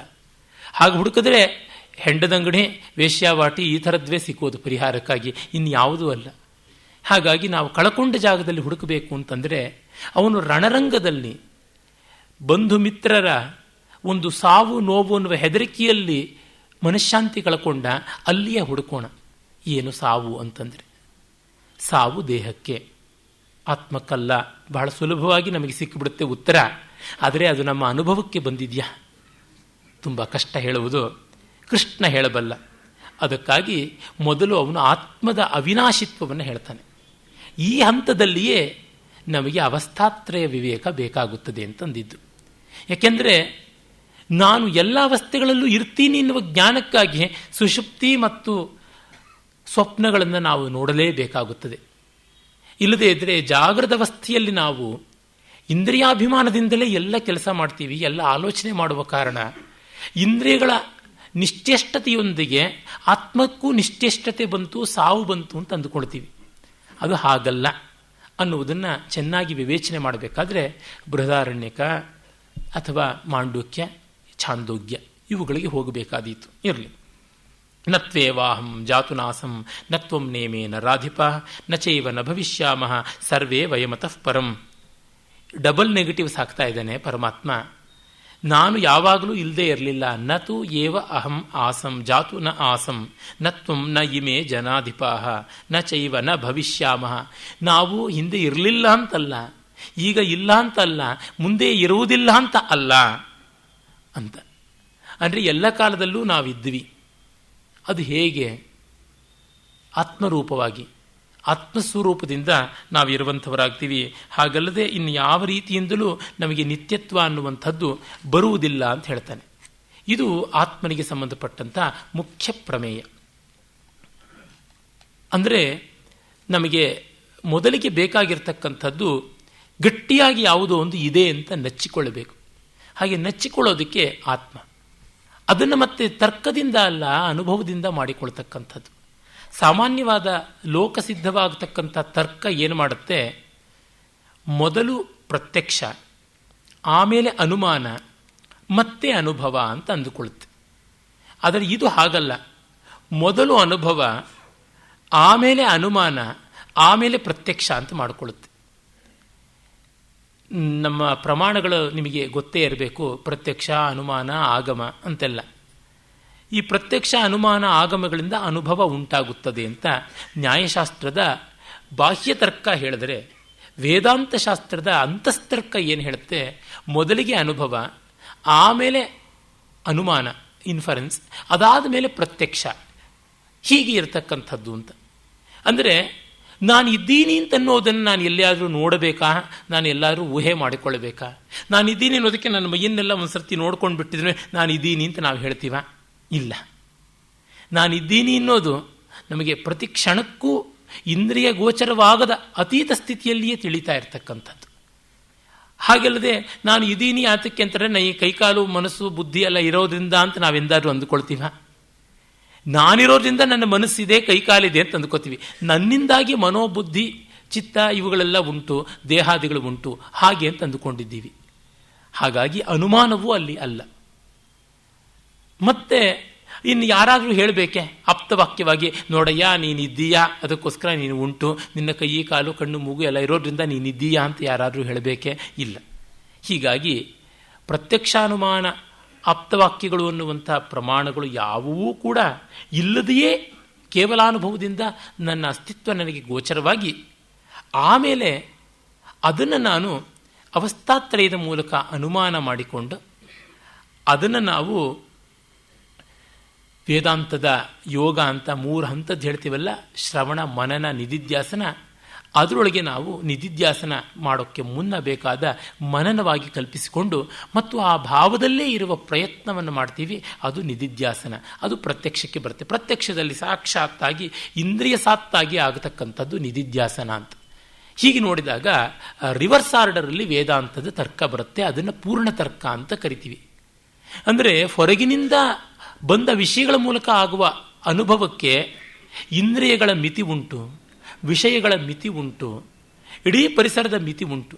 ಆದರೆ ಒಳಗಿನಿಂದ ಬರ್ತಕ್ಕಂಥ ಅನುಭವಕ್ಕೆ ಅಂಥ ಮಿತಿ ಯಾವುದೂ ಇಲ್ಲ ಅಂತ ತಾನೇ ತಾನಾಗಿ ಗೋಚರವಾಗುತ್ತೆ. ಆ ಕಾರಣ ಆತ್ಮನ ನಿತ್ಯತ್ವ ಅನ್ನುವುದು ಅಬಾಧಿತವಾಗಿ ಸಿದ್ಧವಾಗುತ್ತದೆ. ಅದರಿಂದ ಅವನು ಹೇಳ್ತಾ ಇದ್ದಾನೆ, ಆತ್ಮನಿತ್ಯತ್ವ, ಆತ್ಮಾವಿನಾಶಿತ್ವ, ದೇಹಿನೋಸ್ಮಿನ್ ಯಥಾ ದೇಹೇ ಕೌಮಾರಂ ಯೌವನಂ ಜರಾ ತಥಾ ದೇಹಾಂತರ ಪ್ರಾಪ್ತಿ ಧೀರಸ್ತತ್ರ ನ ಮುಹ್ಯತಿ ಅಂತಾನೆ. ಪ್ರತಿಯೊಬ್ಬ ಜೀವರಾಶಿಗೂ ಹೇಗೆ ಈ 3 ಅವಸ್ಥೆಗಳು ಅಂತ ನಾವು ಏನು ಹೇಳ್ತೀವಿ, ಹುಟ್ಟು, ಮಧ್ಯದ ಒಂದು ಬದುಕು ಮತ್ತು ಸಾವು, ಅದೇ ತರಹ ಮಧ್ಯದಲ್ಲಿ ಅವಾಂತರ ದಶೆಯಾಗಿ ಶೈಶವ, ಬಾಲ್ಯ, ಕೈಶೋರ, ಪೌಗಂಡ, ಕೌಮಾರ, ಯೌವನ, ಪ್ರೌಢ, ವಾರ್ಧಕ, ಈ ಥರ ಎಷ್ಟು ಬೇಕಾದರೂ ಮಾಡ್ತಾ ಹೋಗಿ ವಿಭಾಗಗಳು ಇರ್ತಾ ಬರ್ತವೆ. ಹಾಗಲ್ಲದೆ ಷಡ್ವಿಕಾರಗಳು ಅಂತೆಲ್ಲ ನಾವೇನು ಹೇಳ್ತೀವಿ, ಅಸ್ಥಿ ಜಾಯತೆ, ಜಾಯತೆ, ಅಸ್ಥಿ, ವಿಪರಿಣಮತೆ, ವರ್ಧತೆ, ಕ್ಷೀಯತೆ, ಮ್ರಿಯತೆ ಅಂತ. ಹುಟ್ಟುತ್ತೆ, ಇರುತ್ತೆ, ಬದಲಾಗುತ್ತೆ, ಬೆಳೆಯುತ್ತೆ, ಕ್ಷೀಣವಾಗುತ್ತೆ, ಅಳಿಯುತ್ತೆ. ಹೀಗೆ ಷಡ್ವಿಕಾರಗಳು ಅಂತ ಕರಿತೀವಿ. ಇವೆಲ್ಲ ಇದ್ದೇ ಇರತಕ್ಕಂಥವು. ಹಾಗೆ ದೇಹಿನೋಸ್ಮಿನ್ ಯಥಾ ದೇಹೇ ಕೌಮಾರಂ ಯೌವನಂ ಜರ, ದೇಹಕ್ಕೆ ಸಂಬಂಧಪಟ್ಟಂತೆ ಹೇಗೆ ಬದಲಾವಣೆಗಳು ಆಗ್ತಾ ಬರ್ತವೋ ಹಾಗೆ ಈ ದೇಹ ಇಲ್ಲದೇ ಇರುವಿಕೆ ಮತ್ತು ದೇಹ ಮತ್ತೊಂದು ರೂಪದಲ್ಲಿ ಬರುವಿಕೆ ಎನ್ನುವುದು ಕೂಡ ಆಗ್ತಾ ಹೋಗುತ್ತದೆ. ಅಂದರೆ ನಿನ್ನೆ ಇವತ್ತುಗಳು ಹೇಗೋ ಹಾಗೆಯೇ ಸಾವು ಪುನರ್ಜನ್ಮಗಳು ಕೂಡ ಅಂತ. ತುಂಬ ಜನಕ್ಕೆ ಜನ್ಮಗಳ ಬಗ್ಗೆ ಬಹಳ ಅಪೇಕ್ಷೆ ಉಂಟು. ನಾನು ಮೊನ್ನೆ ಕೂಡ ಭೈರಪ್ಪನವರ ನೆಲೆ, ಸಾಕ್ಷಿ ಇತ್ಯಾದಿ ಕೃತಿಗಳನ್ನು ಕುರಿತು ಮಾತನಾಡುವಾಗ, ಸಾಕ್ಷಿಯಲ್ಲ, ನಾಯಿ ನೆರಳು, ನೆಲೆ, ನಿರಾಕರಣ ಇವುಗಳನ್ನು ಮಾತನಾಡುವಾಗ ಪುನರ್ಜನ್ಮದ ಬಗ್ಗೆ ತುಂಬ ಜನ ತಲೆ ಕೆಡಿಸ್ಕೊಂಡಿದ್ದಾರೆ. ಆದರೆ ಅದು ಬೇಡದ್ದು ಅಂತ ನಾನು ಹೇಳಿದ್ದೆ. ಇದು ಕೃಷ್ಣನ ತಾತ್ಪರ್ಯವೂ ಹೌದು. ಕಾರಣ ಇಷ್ಟೇ, ನಿನ್ನೆ ನಮಗೆ ಯಾವ ರೀತಿಯದೋ ಇನ್ನೊಂದು ಜನ್ಮವೂ ಅದೇ ರೀತಿಯಾದದ್ದು. ಜನ್ಮಾಂತರವೂ ನಮಗೆ ನೆನಪಿರೋಲ್ಲ, ನಿನ್ನೆ ನೆನಪಿರುತ್ತೆ ಅಂತ. ಸರಿ, ನಿನ್ನೆ ನಿಮಗೆ ಎಲ್ಲವೂ ನೆನಪಿದ್ದರೆ ನಿನ್ನೆ ನಾನು ಯಾವ ಶರ್ಟ್ ಹಾಕ್ಕೊಂಡು ಬಂದಿದ್ದೆ ಹೇಳಿ ನೋಡೋಣ ಅಂತಂದರೆ ಖಂಡಿತ ಆಗೋಲ್ಲ. ಅಂದರೆ ಸ್ಮೃತಿಯನ್ನು ನಾವು ನಮ್ಮ ದರ್ಶನಶಾಸ್ತ್ರಗಳಲ್ಲಿ ತರ್ಕ ಪ್ರಮಾ ಚೆನ್ನಾದ ಜ್ಞಾನ ಅಂತ ತೆಗೆದುಕೊಳ್ಳೋದೇ ಇಲ್ಲ, ಭ್ರಮೆಗಳಲ್ಲಿ ಒಂದು ಅಂತ ಹೇಳುತ್ತೆ ನೆನಪನ್ನು. ಕಾರಣ memory can never be 100% accurate. ಕೆಲವೊಂದು ಹಂತಗಳಲ್ಲಿ ಕೆಲವೊಂದು ವಿಷಯಗಳಿಗೆ ಸಂಬಂಧಪಟ್ಟಂತೆ ಇರಬಹುದು, ಅನುಭವವನ್ನು ಪೂರ್ಣವಾಗಿ ಕಟ್ಟಿಕೊಡೋದಕ್ಕೆ ಎಂದಿಗೂ ಜ್ಞಾಪಕಕ್ಕೆ ಆಗುವಂಥದ್ದಲ್ಲ. ಹಾಗಾಗಿ ನಾವು ನಿನ್ನೆ ಮೊನ್ನೆಗಳ ತರಹ ಹಿಂದಿನ ಜನ್ಮಗಳನ್ನು, ನಾಳೆ ಆಚೆ ನಾಡದ್ದುಗಳ ತರಹ ಮುಂದಿನ ಜನ್ಮಗಳನ್ನು ಭಾವಿಸಿಕೊಂಡು ಇಂದು ದೊಡ್ಡದು ಅಂತ ಅಂದುಕೊಳ್ಳಬೇಕು. ಜಾನ್ ರಸ್ಕಿನ್, ಇಂಗ್ಲೆಂಡಿನ ಪ್ರಸಿದ್ಧ ಕಲಾ ವಿಮರ್ಶಕ, ಅವನು ತನ್ನ ಟೇಬಲ್ ಮೇಲೆ ಟು ಡೇ, ಈ ದಿನ ಅಂತ ದೊಡ್ಡದಾಗಿ ಬರ್ಕೊಂಡಿದ್ದಂತೆ. ಯಾಕೆ ಉಮರ್ ಖಾಯಂ ಹೇಳ್ತಾನಲ್ಲ, ನೆನ್ನೆ ಎಂದೋ ಮಾಸಿ ಹೋಗಿರುವುದು, ನಾಳೆ ಇನ್ನೂ ಎಷ್ಟೋ ದೂರ ಇದೆ, ಇಂದು ನಮಗೆ ಬಹಳ ಮುಖ್ಯವಾದದ್ದು. ನಮ್ಮಾಯುಸಿನ ಪಕ್ಕಿ ಪಾರ್ವ ದೂರವೇ ಕಿರಿದು, ಅದರೊಳಗೆ ನೆನ್ನೆ ನಾಳೆಗಳ ಬಗ್ಗೆನೇ ಯೋಚನೆ ಮಾಡಿದ್ರೆ ಇಂದು ನಮಗೇನಾಗುತ್ತದೆ? ಪ್ರಕೃತ ಅದು ಬಹಳ ಮುಖ್ಯ. ವಿಷ್ಣು ಪುರಾಣದಲ್ಲಿ ಒಂದು ಕಡೆ ಶ್ರೀಕೃಷ್ಣ ಪಾಂಡವರು ತನಗೆ ಯಾತಕ್ಕೆ ಪ್ರೀತಿಪಾತ್ರರು ಅಂತ ಹೇಳುವಲ್ಲಿ ಇದೇ ಮಾತನ್ನು ಒಕ್ಕಣಿಸ್ತಾನೆ. ಗತೇ ಶೋಕಂ ನ ಕುರ್ವಂತಿ ಭವಿತವ್ಯೇನ ಕಾತರ ವರ್ತಮಾನೇನ ವರ್ತಂತೆ ತಸ್ಮಾನ್ ಮೇ ಪಾಂಡವ ಪ್ರಿಯಾ. ಆಗಿ ಹೋದದ್ದರ ಬಗ್ಗೆ ಗೋಳಾಡುವುದಿಲ್ಲ, ಆಗಬೇಕಾದ್ದರ ಬಗ್ಗೆ ಹೊಯ್ದಾಡುವುದಿಲ್ಲ, ಈ ಕ್ಷಣಕ್ಕೆ ಮಾಡಬೇಕಾದ್ದನ್ನು ಚೆನ್ನಾಗಿ ಮಾಡ್ತಾರೆ, ಹಾಗಾಗಿ ನನಗೆ ಅವರು ಇಷ್ಟವಾಗುತ್ತಾರೆ ಅಂತ. ನಮ್ಮ ಪೂಜನೀಯರಾದ ರಾಳ್ಳಪಲ್ಲಿಯವರು ಹೇಳ್ತಾರಲ್ಲ, ಬಹಳ ಸೊಗಸಾದಂಥದ್ದು ಅವರ ನ್ಯಾಸ ಕಲಾನಿಧಿ ಎನ್ನುವಂಥ ಒಂದು ಸ್ತೋತ್ರದಿಂದ ಬಂದಿರತಕ್ಕಂಥದ್ದು ಆ ಶ್ಲೋಕ. ಅನಿರ್ವೇದಂ ಅಸಿದ್ಧೇಶು ಸಾಧಿತೇಶ್ವನಹಂಕೃತಿಂ ಅನಾಲಸ್ಯಂಚ ಸಾಧ್ಯೇಶು ಕೃತ್ಯೇಶ್ವನುಗ್ರಹಾಣನಃ. ಆಗದೆ ಹೋದ್ರ ಬಗ್ಗೆ ಸಂಕಟ ಇಲ್ಲ, no regrets for the things unaccomplished. ಹಾಗೆ ಸಾಧಿತೇಶ್ವನಹಂಕೃತಿಂ, ಮಾಡಿದ್ದರ ಬಗ್ಗೆ ಹೆಮ್ಮೆ ಇಲ್ಲ, no pride for having accomplished things which all happen. ಅನಾಲಸ್ಯಂಚ ಸಾಧ್ಯೇಶು ಕೃತ್ಯೇಶು, ನಾವು ಮಾಡಬಹುದಾದದ್ದು ಬೇಗ ಚೆನ್ನಾಗಿ ಆಗುವಂತೆ ಅನುಗ್ರಹ ಮಾಡು ಅನ್ನುವಂಥದ್ದು ಪರಮಾತ್ಮನಲ್ಲಿ ಅವರು ತೋರಿಸುವ ಒಂದು ಭಕ್ತಿ ಪ್ರಪತ್ತಿ ವಿಧಾನ. ಅದು ಕೃಷ್ಣನಿಗೆ ಬಹಳ ಪ್ರೀತಿಪಾತ್ರವಾದದ್ದು. ಮಾತ್ರ ಸ್ಪರ್ಶಾಸ್ತು ಕೌಂತೇಯ ಶೀತೋಷ್ಣ ಸುಖ ದುಃಖದಾಹ ಆಗಮಾಪಾಯಿನೋ ನಿತ್ಯಾಹ ತಾಂಸ್ಥಿತಿಕ್ಷಸ್ವ ಭಾರತ. ಎಂಥ ಸೊಗಸಾದ ಮಾತು. ಮಾತ್ರ ಸ್ಪರ್ಶ ಅಂದರೆ ಇಂದ್ರಿಯಗಳ ಜೊತೆಗೆ ಸಂಪರ್ಕಕ್ಕೆ ಬಂದಾಗ ವಿಷಯಗಳು ಆಗ ನಮಗೆ ಜ್ಞಾನ. ನಮ್ಮ ಲೋಕಜ್ಞಾನ ಯಾವುದು ಪ್ರತ್ಯಕ್ಷ ಪ್ರಮಾಣ ಅಂತ ಇದೆ, ಅದೆಲ್ಲ ಇಂದ್ರಿಯ ಸನ್ನಿಕರ್ಷವಾಗಿ, ಅತೀಂದ್ರಿಯ ಸನ್ನಿಕರ್ಷವಾಗಿ ಆಗುವಂಥದ್ದು ಅಲ್ಲ. ಅಂದರೆ ಕಣ್ಣು ಆ ವಸ್ತುವಿನ ಜೊತೆಗೆ ಸಂಪರ್ಕಕ್ಕೆ ಬಂದಾಗ ದೃಶ್ಯ, ಕಿವಿ ಆ ವಸ್ತುವಿನ ಸಂಪರ್ಕಕ್ಕೆ ಬಂದಾಗ ಶ್ರಾವ್ಯ. ಬರೀ ಕಣ್ಣು ಕಿವಿ ಮಾತ್ರವಲ್ಲ, ಮನಸ್ಸೂ ಸೇರಿಕೊಳ್ಬೇಕು. ಆ ಕಾರಣದಿಂದಲೇ ಬರೀ ಕಣ್ಣಿಂದ ನೋಡಿದ್ರೆಲ್ಲ ಕಾಣಿಸಿಬಿಡುತ್ತೆ, ಕಿವಿಯಿಂದ ಕೇಳಿದ್ರೆಲ್ಲ ಕೇಳಿಬಿಡುತ್ತದೆ ಅಂತಲ್ಲ, ಮನವಿಟ್ಟು ಕೇಳಿ ಮನವಿಟ್ಟು ನೋಡಿ ಅಂತಂತೀವಲ್ಲ. ಅದರಿಂದಲೇ ವೇದ ಅಂತ ಹೇಳುತ್ತೆ, ಆಯಾ ಇಂದ್ರಿಯ ಗೋಳಕಗಳ ಮೂಲಕ ಆ ದ್ವಾರಗಳಿಂದ ಆ ವಸ್ತುಗಳವರೆಗೆ ಅಂತಃಕರಣವೇ ಪ್ರವಹಿಸಿ ನಾಲೆಗಳಲ್ಲಿ ನೀರು ಹರಿದು ಪಾತಿಯವರೆಗೂ ಬಂದು ಪಾತಿಯ ಆಕಾರವನ್ನೇ ನೀರು ಹೇಗೆ ತಳೆಯುತ್ತದೆಯೋ ಹಾಗೆ ನಮ್ಮ ಅಂತಃಕರಣ ಆಯಾ ವಸ್ತುಗಳಿಗೆ ಹೋಗಿ ಆ ವಸ್ತುಗಳ ಆಕಾರವನ್ನೇ ತಾಳಿ ಅಂತರಂಗ ಬಹಿರಂಗದಲ್ಲಿ ವಸ್ತುವೇ ಆಗಿ ತುಂಬಿಕೊಂಡು ಮತ್ತೆ ವಾಪಸ್ ಬಂದು ನಮಗೆ ಬೋಧೆಯನ್ನು ಉಂಟು ಮಾಡುತ್ತದೆ ಅಂತ. ಇದನ್ನು ಸೈನ್ಸ್ನಿಂದ ಪ್ರೂವ್ ಮಾಡೋದಕ್ಕೆ ಸಾಧ್ಯ ಇಲ್ಲ ಅನಿಸುತ್ತೆ. ಆದರೆ ಸೈನ್ಸ್ ಈ ಥರ ಸಾಧ್ಯತೆಯನ್ನು ಒಪ್ಪಿಕೊಳ್ಳದೆ ಗತ್ಯಂತರ ಇಲ್ಲ. ಯಾಕೆ? ಮನವಿಟ್ಟು ಕೇಳದೇ ಇದ್ದರೆ ಕೇಳಿಸೋದೇನೇ ಇಲ್ಲ, ಮನವಿಟ್ಟು ವಾಸನೆ ನೋಡದೇ ಇದ್ದರೆ ವಾಸನೆಯೇ ಬರೋದಿಲ್ಲ. ಹಾಗಲ್ವಾದರೆ ನಮಗೆಷ್ಟು ಕಷ್ಟ ಆಗ್ಬಿಡ್ತಿತ್ತು ಗೊತ್ತೇ. ಈಗ ನನ್ನ ಭಾಷಣ ನಡೀತಾ ಇದ್ದರೂ ಕೆಲವರು ಪಾಪ ಮನಸ್ಸನ್ನು ಕಟ್ ಆಫ್ ಮಾಡಿಕೊಂಡು ಹಾಯಾಗಿ ನಿದ್ರೆಯನ್ನು ಮಾಡಬಹುದು, ಆ ಸೌಖ್ಯಕ್ಕೆ ಕಷ್ಟ ಆಗಿಬಿಡ್ತಾ ಇತ್ತು. ಇನ್ನು ಸಂತೆಯ ಗದ್ದಲ ನಮಗೆ ಎಷ್ಟು ಕಷ್ಟವಾಗ್ತಾ ಇತ್ತು. ಮನೆಯವರು ಯಾರೋ ಟಿ ವಿ ನೋಡ್ತಾ ಇರ್ತಾರೆ, ನಾವು ಮುಸಿಗೆಳ್ಕೊಂಡು ನಿದ್ರೆ ಮಾಡ್ತಾ ಇರ್ತೀವಿ. ಆಗ ಕಣ್ಣು ಕಿವಿಗಳನ್ನು ಕಟ್ ಆಫ್ ಮಾಡ್ಕೊಳ್ಳೋದೇ ಇದ್ದರೆ ನಮಗೆ ನಿದ್ರೆಯೇ ಬರೋದಿಲ್ಲ.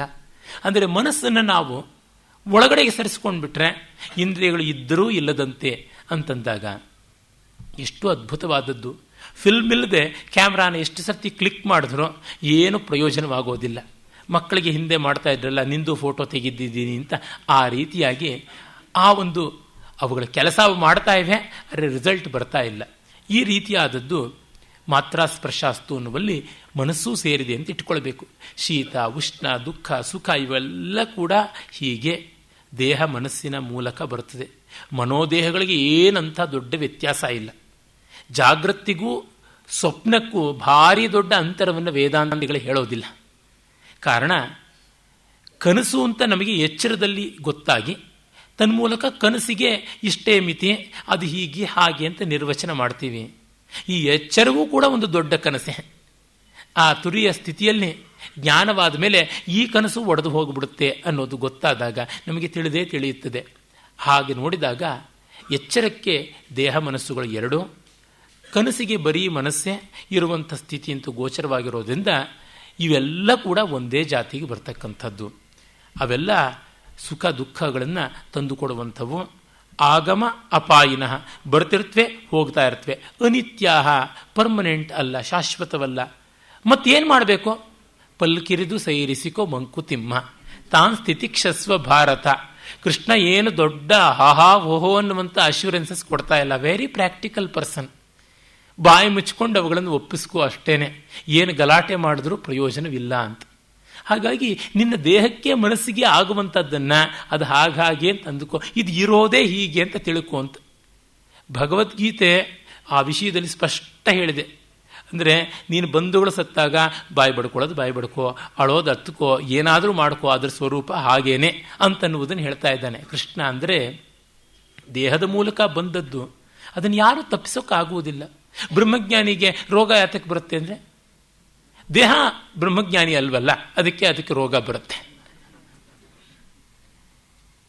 ಹೀಗಾಗಿ ದೇಹವನ್ನು ನಾವು ಜ್ಞಾನಿ ಅಂತ ಭ್ರಮಿಸಿದ್ದೀವಿ ಅಂದರೆ ನಮ್ಮ ದೇಹೈಕ ಮೋಹ ಎಷ್ಟು ದೊಡ್ಡದು ಅಂತ ಗೊತ್ತಾಗ್ತಾ ಇದೆ.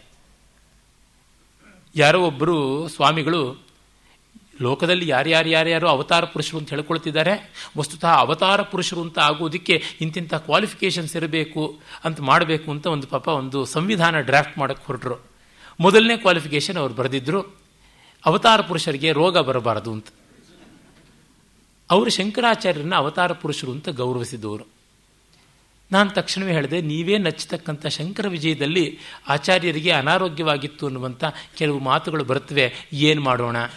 ಅದು ಹೋಗಲಿ, ನಿಮಗೆ ದೀಕ್ಷೆಯನ್ನು ಕೊಟ್ಟಂಥ ಗುರುಗಳು ಯಾರಿದ್ದಾರೆ ಅವರು ಸಿಕ್ಕಾಪಟ್ಟೆ ಹೈಪರ್ ಟೆನ್ಷನ್ನು ಡಯಾಬಿಟೀಸಲ್ಲಿ ಒದ್ದಾಡ್ತಾ ಇದ್ರು ಅಂತ ಮೆಡಿಕಲ್ ರಿಪೋರ್ಟ್ಸೇ ಇವೆ. ಈಗಲೂ ಅವರ ಮಠಕ್ಕೆ ಹೋದರೆ ಅವರ ವಿಭೂತಿ ಡಬ್ಬಿನಲ್ಲಿ ಮಾತ್ರೆಗಳು ಸಿಗುತ್ತವೆ, ಏನಂತೀರಾ ಅಂತ. ತಕ್ಷಣವೇ ಆ ಸಂವಿಧಾನ ಅಲ್ಲಿಯೇ ನಿಂತು ಹೋಗ್ಬಿಡ್ತು. ದೇಹದ ಕೆಲಸ ಅದರದ್ದು, ಆ ಕೋಟ ಅದು ಮಾಡ್ತಾ ಇರುತ್ತೆ. ಹಾಗಾಗಿ ಯಾವ ದೇವರು ಅದನ್ನು ತಪ್ಪಿಸೋಕ್ಕಾಗೋಲ್ಲ, ಯಾವ ಜ್ಯೋತಿಷಿಯೂ ಅದನ್ನು ತಪ್ಪಿಸೋಕ್ಕಾಗೋಲ್ಲ, ಯಾವ ವಾಸ್ತು ಮಹನೀಯನೂ ಏನೂ ಮಾಡೋಕ್ಕಾಗೋದಿಲ್ಲ, ಯಾವ ಬಾಬಾಗಳು, ಯಾವ ಸ್ವಾಮಿಗಳು, ಯಾವ ಸ್ವಾಮಿನಿಗಳು ಏನೇನೇನೇನೂ ಮಾಡೋಕ್ಕಾಗೋದಿಲ್ಲ ಅನ್ನೋದನ್ನು ಗಟ್ಟಿಯಾಗಿ ಸೆರಗಿನಲ್ಲಿ ಗಂಟು ಹಾಕ್ಕೊಳ್ಬೇಕು. ಸೆರಗಿಲ್ದಿದ್ರೆ ಕರ್ಚೀಫ್ನಲ್ಲಾದರೂ ಗಂಟು ಹಾಕ್ಕೊಳ್ಬೇಕು. ನಾವು ಬಹಳ ಇವುಗಳನ್ನು ನಚ್ಚಿಕೊಂಡು ಹಾಳಾಗ್ತಾ ಇದ್ದೀವಿ. ಮತ್ತು ಇವನ್ನೆಲ್ಲ ಭಗವಂತ ಪರಿಹಾರ ಮಾಡದೇ ಇದ್ರೆ ಯಾವುದನ್ನು ಪರಿಹಾರ ಮಾಡ್ತಾನೆ?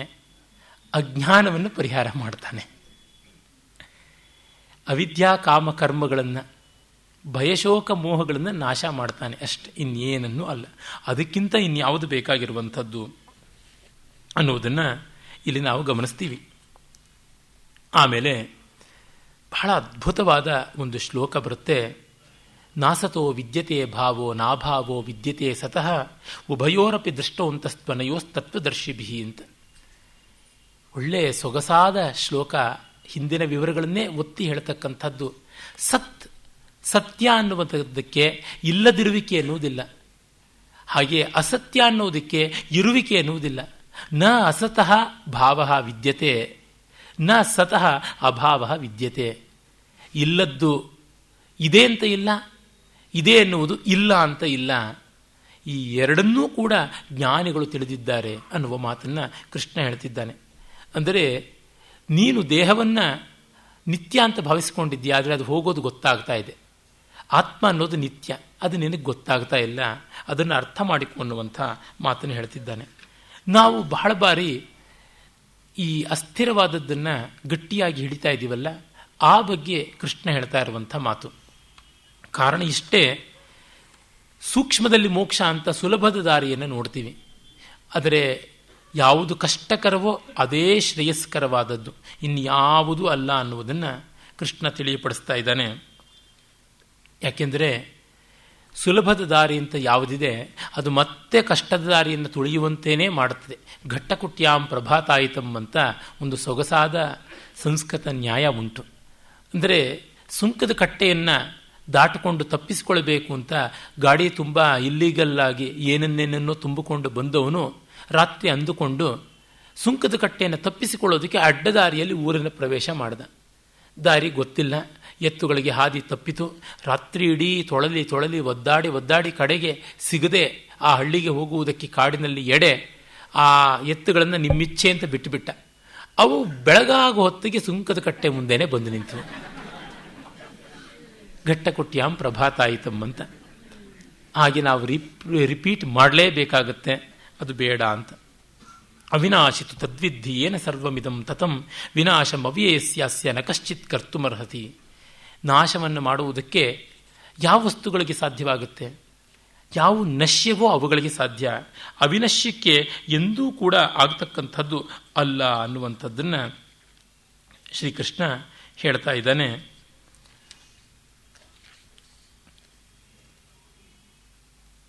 ಆಮೇಲೆ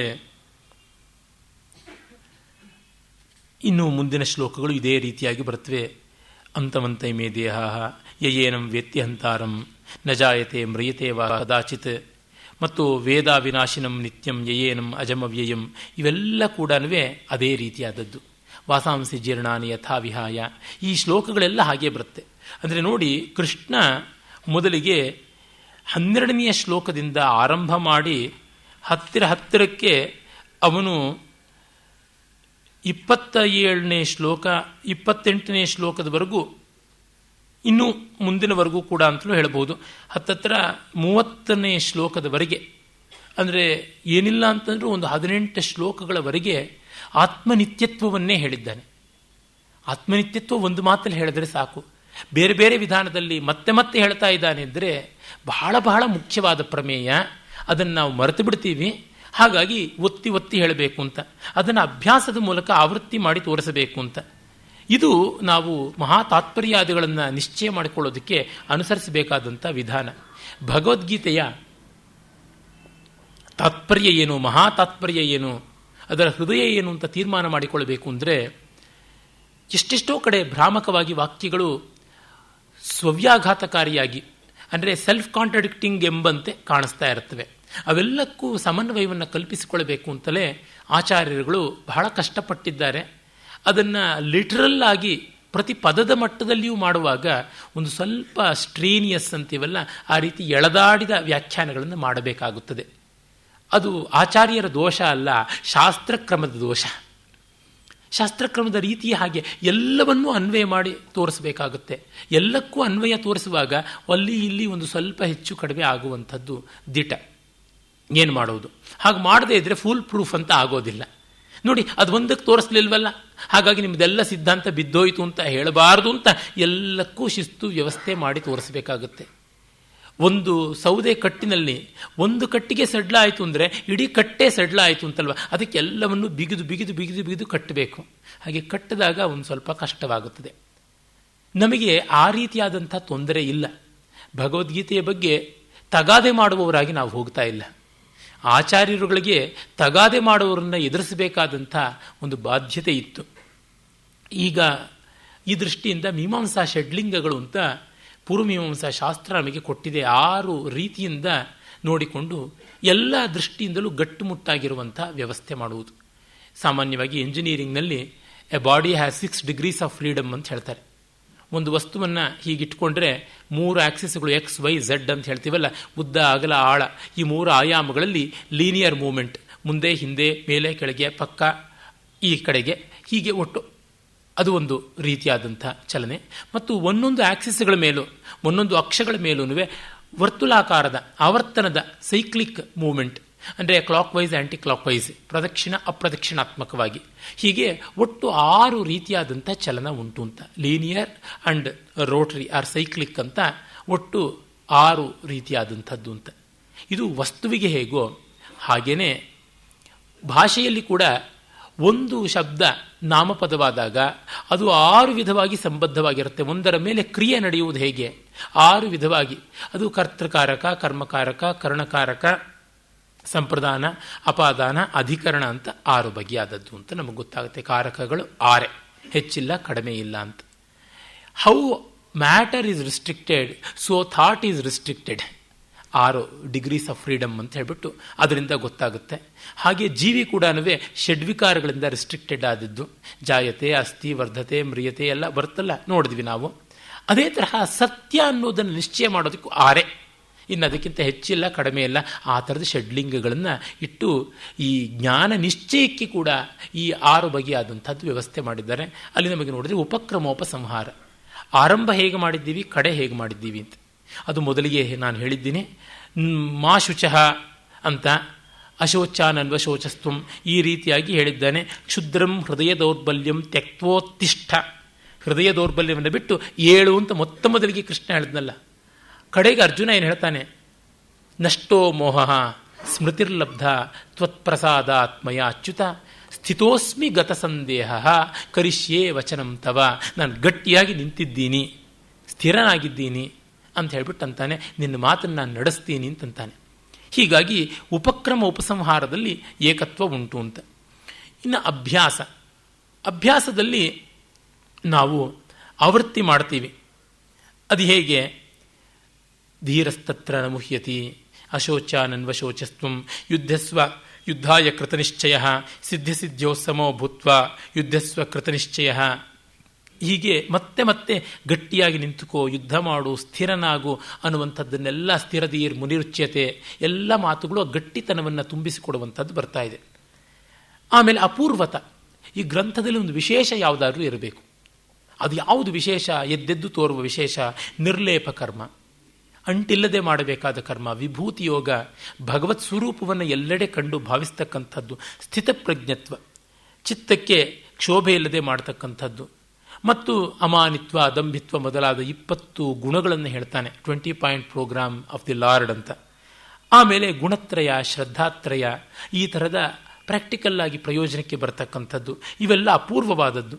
ಆತ್ಮೌಪಮ್ಯ, ತನ್ನಂತೆ ಪರರ ಬಗೆದೊಡೆ ಕೈಲಾಸ ಭಿನ್ನಾಣವಕ್ಕೂ ಸರ್ವಜ್ಞ ಅಂತ ಇದೆಯಲ್ಲ, ಅದು ಆತ್ಮೌಪಮ್ಯೇನ ಸರ್ವತ್ರ ಸಮಂ ಪಶ್ಯತಿಯೋರ್ಜುನ ಸುಖಂ ವಾ ಯದಿವಾ ದುಃಖಂ ಸಯೋಗಿ ಪರಮೋ ಮತಃ ಅಂತ ಭಗವದ್ಗೀತೆಯಲ್ಲಿ ಕೃಷ್ಣ ಮುಂದೆ ಹೇಳ್ತಾನೆ. ಅದು ಆತ್ಮೌಪಮ್ಯ.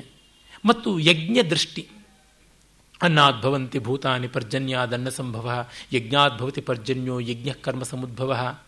ಹೀಗೆ ಯಜ್ಞ ಕರ್ಮೋದ್ಭವಂ ವಿದ್ಧಿ ಅಂತ ಮುಂದೆ ತೆಗೆದುಕೊಂಡು ಏವಂ ಪ್ರವರ್ತಿತಂ ಚಕ್ರಂ ನಾನು ವರ್ತೈತಿ ಹಯ ಅಘಾಯುರಿಂದ್ರಿಯಾರಾಮೋ ಮೋಘಂ ಪರ್ಥ ಸಜೀವತಿ ಅಂತ ಯಜ್ಞ ಬಹಳ ಮುಖ್ಯ. ಮತ್ತು ಯಜ್ಞಗಳಲ್ಲಿ ವಿಶೇಷವಾದ ಆ ಜ್ಞಾನಯಜ್ಞ ಯಾವುದಿದೆ ಅದನ್ನೆಲ್ಲವನ್ನು ಹೇಳ್ತಾನೆ. ಇದು ಅಪೂರ್ವವಾದಂಥ ಅಂಶಗಳು. ಮತ್ತು ಫಲ ಏನು? ಶೋಕ ಮೋಹ ನಿವೃತ್ತಿ, ಅದನ್ನೇ ಹೇಳಿದ್ದಾನೆ. ನಷ್ಟೋ ಮೋಹ ಸ್ಮೃತಿ ಲಬ್ಧ ಅಂತ ಕಡೆಯಲ್ಲಿ ಫಲರೂಪವಾಗಿ ಹೇಳಿದ್ದಾನೆ. ಕಚ್ಚಿದೆ ತಚ್ಛ್ರುತಂ ಪಾರ್ಥ ತ್ವಯೈಕಾಗ್ರೇಣ ಚೇತಸ ಕಚ್ಚಿದ ಜ್ಞಾನ ಸಮೂಹ ಪ್ರಣಷ್ಟಸ್ಥೆ ಧನಂಜಯ ಅಂತ ಮತ್ತೆ ಕೇಳ್ತಾನೆ. ಏನಪ್ಪ, ಏನಾದ್ರು ಇದೆಯಾ? ಅಥವಾ ಹೊರಟೆ ಹೋಯ್ತಾ, ಎಲ್ಲ ಸರಿಯಾಗಿ ನೆಮ್ಮದಿಯಾಗಿದ್ದೀಯಾ ಅನ್ನುವಂಥದ್ದು ಎಲ್ಲ ಎನ್ಕ್ವೈರಿಗೆ ಅವನು ಯಾವ ಬಿಡೆ ಇಲ್ಲದೆ ನಿಸ್ಸಂಕೋಚವಾಗಿ ಹೇಳ್ತಾನಲ್ಲ, ಅಲ್ಲಿಗೆ ಫಲ ಬಂತು. ಮತ್ತು ಅರ್ಥವಾದ ಅಂತಂದರೆ ಪ್ರರೋಚನೆಗೆ ಮಾಡತಕ್ಕಂಥದ್ದು. ಪುಣ್ಯ ಪಾಪಗಳು, ಸ್ವರ್ಗ ನರಕಗಳು, ಇನ್ನಿ ಬೇರೆ ಬೇರೆ ಲೌಕಿಕವಾದಂಥ ದಿವ್ಯ ಶಕ್ತಿಗಳು ಅಂತ ಏನಿವೆ ಅವೆಲ್ಲ ಕೂಡ ಅರ್ಥವಾದ ರೂಪವಾಗಿ ಬರುತ್ತದೆ. ಅಲ್ಲಿಯೇ ನಹಿನಿಂದಾನ್ಯಾಯ ರೂಪವಾಗಿ ಎಷ್ಟನ್ನೋ ಹೇಳ್ತಾ ಬರ್ತಾನೆ. ನಹಿನಿಂದಾನ್ಯಾಯ ಅಂದರೆ ಒಂದನ್ನು ಆಕ್ಷೇಪಿಸಿದರೆ ಅದನ್ನು ನಿಂದಿಸೋದಿಕ್ಕಲ್ಲ, ಕೇವಲ ಸ್ವರೂಪ ಜ್ಞಾನಕ್ಕಾಗಿ ಮಾಡತಕ್ಕಂಥದ್ದು. ಯಜಂತೆ ಸಾತ್ವಿಕ ದೈವಾನ್ ಯಕ್ಷ ರಕ್ಷಾಂಸಿ ರಾಜಸ ಭೂತಾನ್ ಪ್ರೇತ ಗಣಾಶ್ಚಾನ್ಯೇ ಯಜಂತೆ ತಾಮಸ ಜನ ಇತ್ಯಾದಿಗಳಲ್ಲೆಲ್ಲ ಮಾತೃದೇವತೆಗಳು, ವಿನಾಯಕ ಮೊದಲಾದಂಥವನ್ನೆಲ್ಲ ಆರಾಧನೆ ಮಾಡುವುದು ತಾಮಸ ಅಂತ ಶಂಕರರು ಭಾಷ್ಯದಲ್ಲಿ ಬರೀತಾರೆ. ಅದೆಲ್ಲ ಏನಂತ ಅರ್ಥ? ನಿಂದೆಯ ಅರ್ಥದಲ್ಲಿ ಅಲ್ಲ ಅಂತ ತೆಗೆದುಕೊಳ್ಳುವುದು, ಹೀಗೆಲ್ಲ. ಮತ್ತು ಉಪಪತ್ತಿ ಅಂದರೆ ಬಹಳಷ್ಟು ಯುಕ್ತಿಗಳು ಬರ್ತವೆ. ಅಂದರೆ ಲಾಜಿಕ್ ಇಲ್ಲದೆ ಶಾಸ್ತ್ರ ಇಲ್ಲ. ಆ ಯುಕ್ತಿಗಳು ಸಾರ್ವತ್ರಿಕ ಅನುಭವದ ನೆಲೆಯಿಂದ ಬರುತ್ತವೆ, ಹೇಗೋ ಅಲ್ಲಿ ಇಲ್ಲಿ ಹೊಸದು ಮಾಡಿರತಕ್ಕಂಥದ್ದಲ್ಲ. ಹೀಗೆ ಉಪಕ್ರಮೋಪಸಂಹಾರ, ಅಭ್ಯಾಸ, ಅಪೂರ್ವತ, ಫಲ, ಅರ್ಥವಾದ, ಉಪಪತ್ತಿ, ಈ 6 ಮೀಮಾಂಸೆಯ ಷಡ್ಲಿಂಗಗಳು, 6 ವಿಧಾನಗಳು ಅಂತ ಅವುಗಳನ್ನಷ್ಟನ್ನು ಕೂಡ ಕೃಷ್ಣ ಬಳಸಿಕೊಂಡಿರುವಂಥದ್ದು ಭಗವದ್ಗೀತೆಯಲ್ಲಿ ತೋರುತ್ತೆ. ಆ ತಾತ್ಪರ್ಯವನ್ನು ನಾನು ನಿಮಗೆ ಈಗ ತಿಳಿಸಿದ್ರಿಂದಲೇ ಇದು ಭಯಶೋಕ ಮೋಹಗಳನ್ನು ನಿವಾರಣೆ ಮಾಡೋದಕ್ಕೆ, ಆತ್ಮನಿತ್ಯತ್ವವನ್ನು ಪ್ರತಿಪಾದನೆ ಮಾಡೋದಕ್ಕೆ, ಆತ್ಮೌಪಮ್ಯದಿಂದ ಜಗತ್ತನ್ನು ನೋಡಿ ನಿರ್ಲೇಪ ಕರ್ಮವನ್ನು ಆಚರಿಸೋದಕ್ಕೆ ಇರುವಂಥದ್ದು ಅಂತ ಗೊತ್ತಾಗುತ್ತೆ. ಆಮೇಲೆ ಶ್ರೀಕೃಷ್ಣ ರೂಪಕವಾಗಿ ಹೇಳ್ತಾ ಬರ್ತಾನೆ. ವಾಸಾಂಸಿ ಜೀರ್ಣಾನಿ ಯಥಾ ವಿಹಾಯ ನವಾನಿ ಗೃಹಾತಿ ನರೋಪರಾಣಿ. ಹಳೆಯ ಬಟ್ಟೆಯನ್ನು ಬಿಟ್ಟು ಹೊಸ ಬಟ್ಟೆಯನ್ನು ಉಡುವಂತೆ ಆತ್ಮ ಬೇರೊಂದು ಜನ್ಮಕ್ಕೆ, ಬೇರೊಂದು ಶರೀರಕ್ಕೆ ಪ್ರವೇಶ ಮಾಡುತ್ತದೆ ಅನ್ನುವಂಥದ್ದು. ಮತ್ತೆ ನೈನಂ ಛಂದಂತಿ ಶಸ್ತ್ರಾಣಿ ನೈನಂ ದಹತಿ ಪಾವಕಃ. ಈ ರೀತಿಯಾಗಿ ಆತ್ಮ ಅಚ್ಛೇದ್ಯೋಯಂ ಅದಾಹ್ಯೋಯಂ ಅಕ್ಲೇದ್ಯ ಅಶೋಷ್ಯ ಅನ್ನುವಲ್ಲಿ ಅದನ್ನೇ ಮತ್ತೊಂದು ಬಗೆಯಾಗಿ ಇಷ್ಟೆಲ್ಲ ಶಾಸ್ತ್ರ ಗೌರವ ಮಾಡ್ತಾರ ಅಂದರೆ ಡಯರಿ ಆಫ್ ವರ್ಡ್ಸ್ ಮಾಡ್ತಾರ ಅಂದರೆ ಕೇಳುವವರು ಬೇಗ ಗಟ್ಟಿಯಾಗಿ ತಿಳ್ಕೊಳ್ಳೋಕ್ಕಾಗದೇ ಇದ್ರೆ ಒಂದನ್ನು 10 ಸರ್ತಿ ಹೇಳಬೇಕಾಗುತ್ತೆ. ಏನು ಮಾಡುವುದು? ಭಾಷಣ ಕಾಲದಲ್ಲಿ ಇದು ಆಗಿಯೇ ಆಗುತ್ತದೆ. ನಮ್ಮ ರಾಮು ಅವರು ನನ್ನ ಭಾಷಣಗಳನ್ನೆಲ್ಲ ಮುದ್ರಣ ಮಾಡಿಸ್ತೀನಿ, ಧ್ವನಿ ಮುದ್ರಣ ಮಾಡಿಸ್ತೀನಿ ಅಂದಾಗ ಬಹಳ ಮೊಂಡಾಟ ಮಾಡಿದ್ದವನು. ಕಾರಣ ಮಾತಿನಲ್ಲಿ ಒಂದು ರೀತಿಯಾದ ಶೈಥಿಲ್ಯ ಉಂಟಾಗುತ್ತೆ, ಜಾಳತನ ಉಂಟಾಗುತ್ತೆ. ಹೇಳಿದ್ದನ್ನೇ ಹೇಳಿ ಹಾಡುವುದೇ ಹಾಡುವ ಕಿಸಬಾಯಿ ದಾಸ ಅಂತ ಆಗುತ್ತದೆ. ಎಲ್ಲಕ್ಕಿಂತ ಮಿಗಿಲಾಗಿ ನಮ್ಮ ಸರಕು ಎಷ್ಟೇ ಅಂತ ಲೋಕಕ್ಕೆ ಬಟಾ ಬಯಲಾಗಿಬಿಡುತ್ತೆ. ಹಾಗಾಗಿ ಏನೋ ಭ್ರಮೆ, ರೆಕಾರ್ಡ್ಸಲ್ಲಿಲ್ಲ, ಅದ್ಭುತವಾಗಿ ಮಾತಾಡಿದ್ದೀರಿ ಅವತ್ತು ಅಂತ 4 ಕಡೆ ಹೇಳ್ಕೊಂಡು ತಿರುಗಬಹುದಲ್ವ. ಅದು ಏನು ಅದ್ಭುತ ಅನ್ನೋದು ಇಲ್ಲಿ ಶಾನುಭೋಗನ ತಪ್ಶೀಲ ತೆಗೆದಂತೆ ಎಲ್ಲ ತೆಗೆದು ನೋಡಿಬಿಡ್ಬೋದು. ಈ ಎಲ್ಲ ಕಾರಣದಿಂದ ಬೇಡ ಅಂತ ಹೇಳ್ತಾ ಇದ್ದೆ. ಆದರೆ ಅವರು ಒಪ್ಪಲಿಲ್ಲ. ಅದಕ್ಕೆ ವಾಗ್ನಿಯಮ ಜಾಸ್ತಿ ಆಗ್ತಾ ಇದೆ. ನಮ್ಮ ಮಾತನ್ನು ದಾಖಲೆ ಮಾಡ್ತೀವಿ ಅಂತಂದರೆ ಎಂಥ ವಾಚಾಲರು ಕೂಡ ಮೂಕಂ ಕರೋತಿ ವಾಚಾಲಂ ಅಲ್ಲ, ವಾಚಾಲಂ ಕರೋತಿ ಮೂಕಂ ಅಂತ ಆಗುತ್ತದೆ.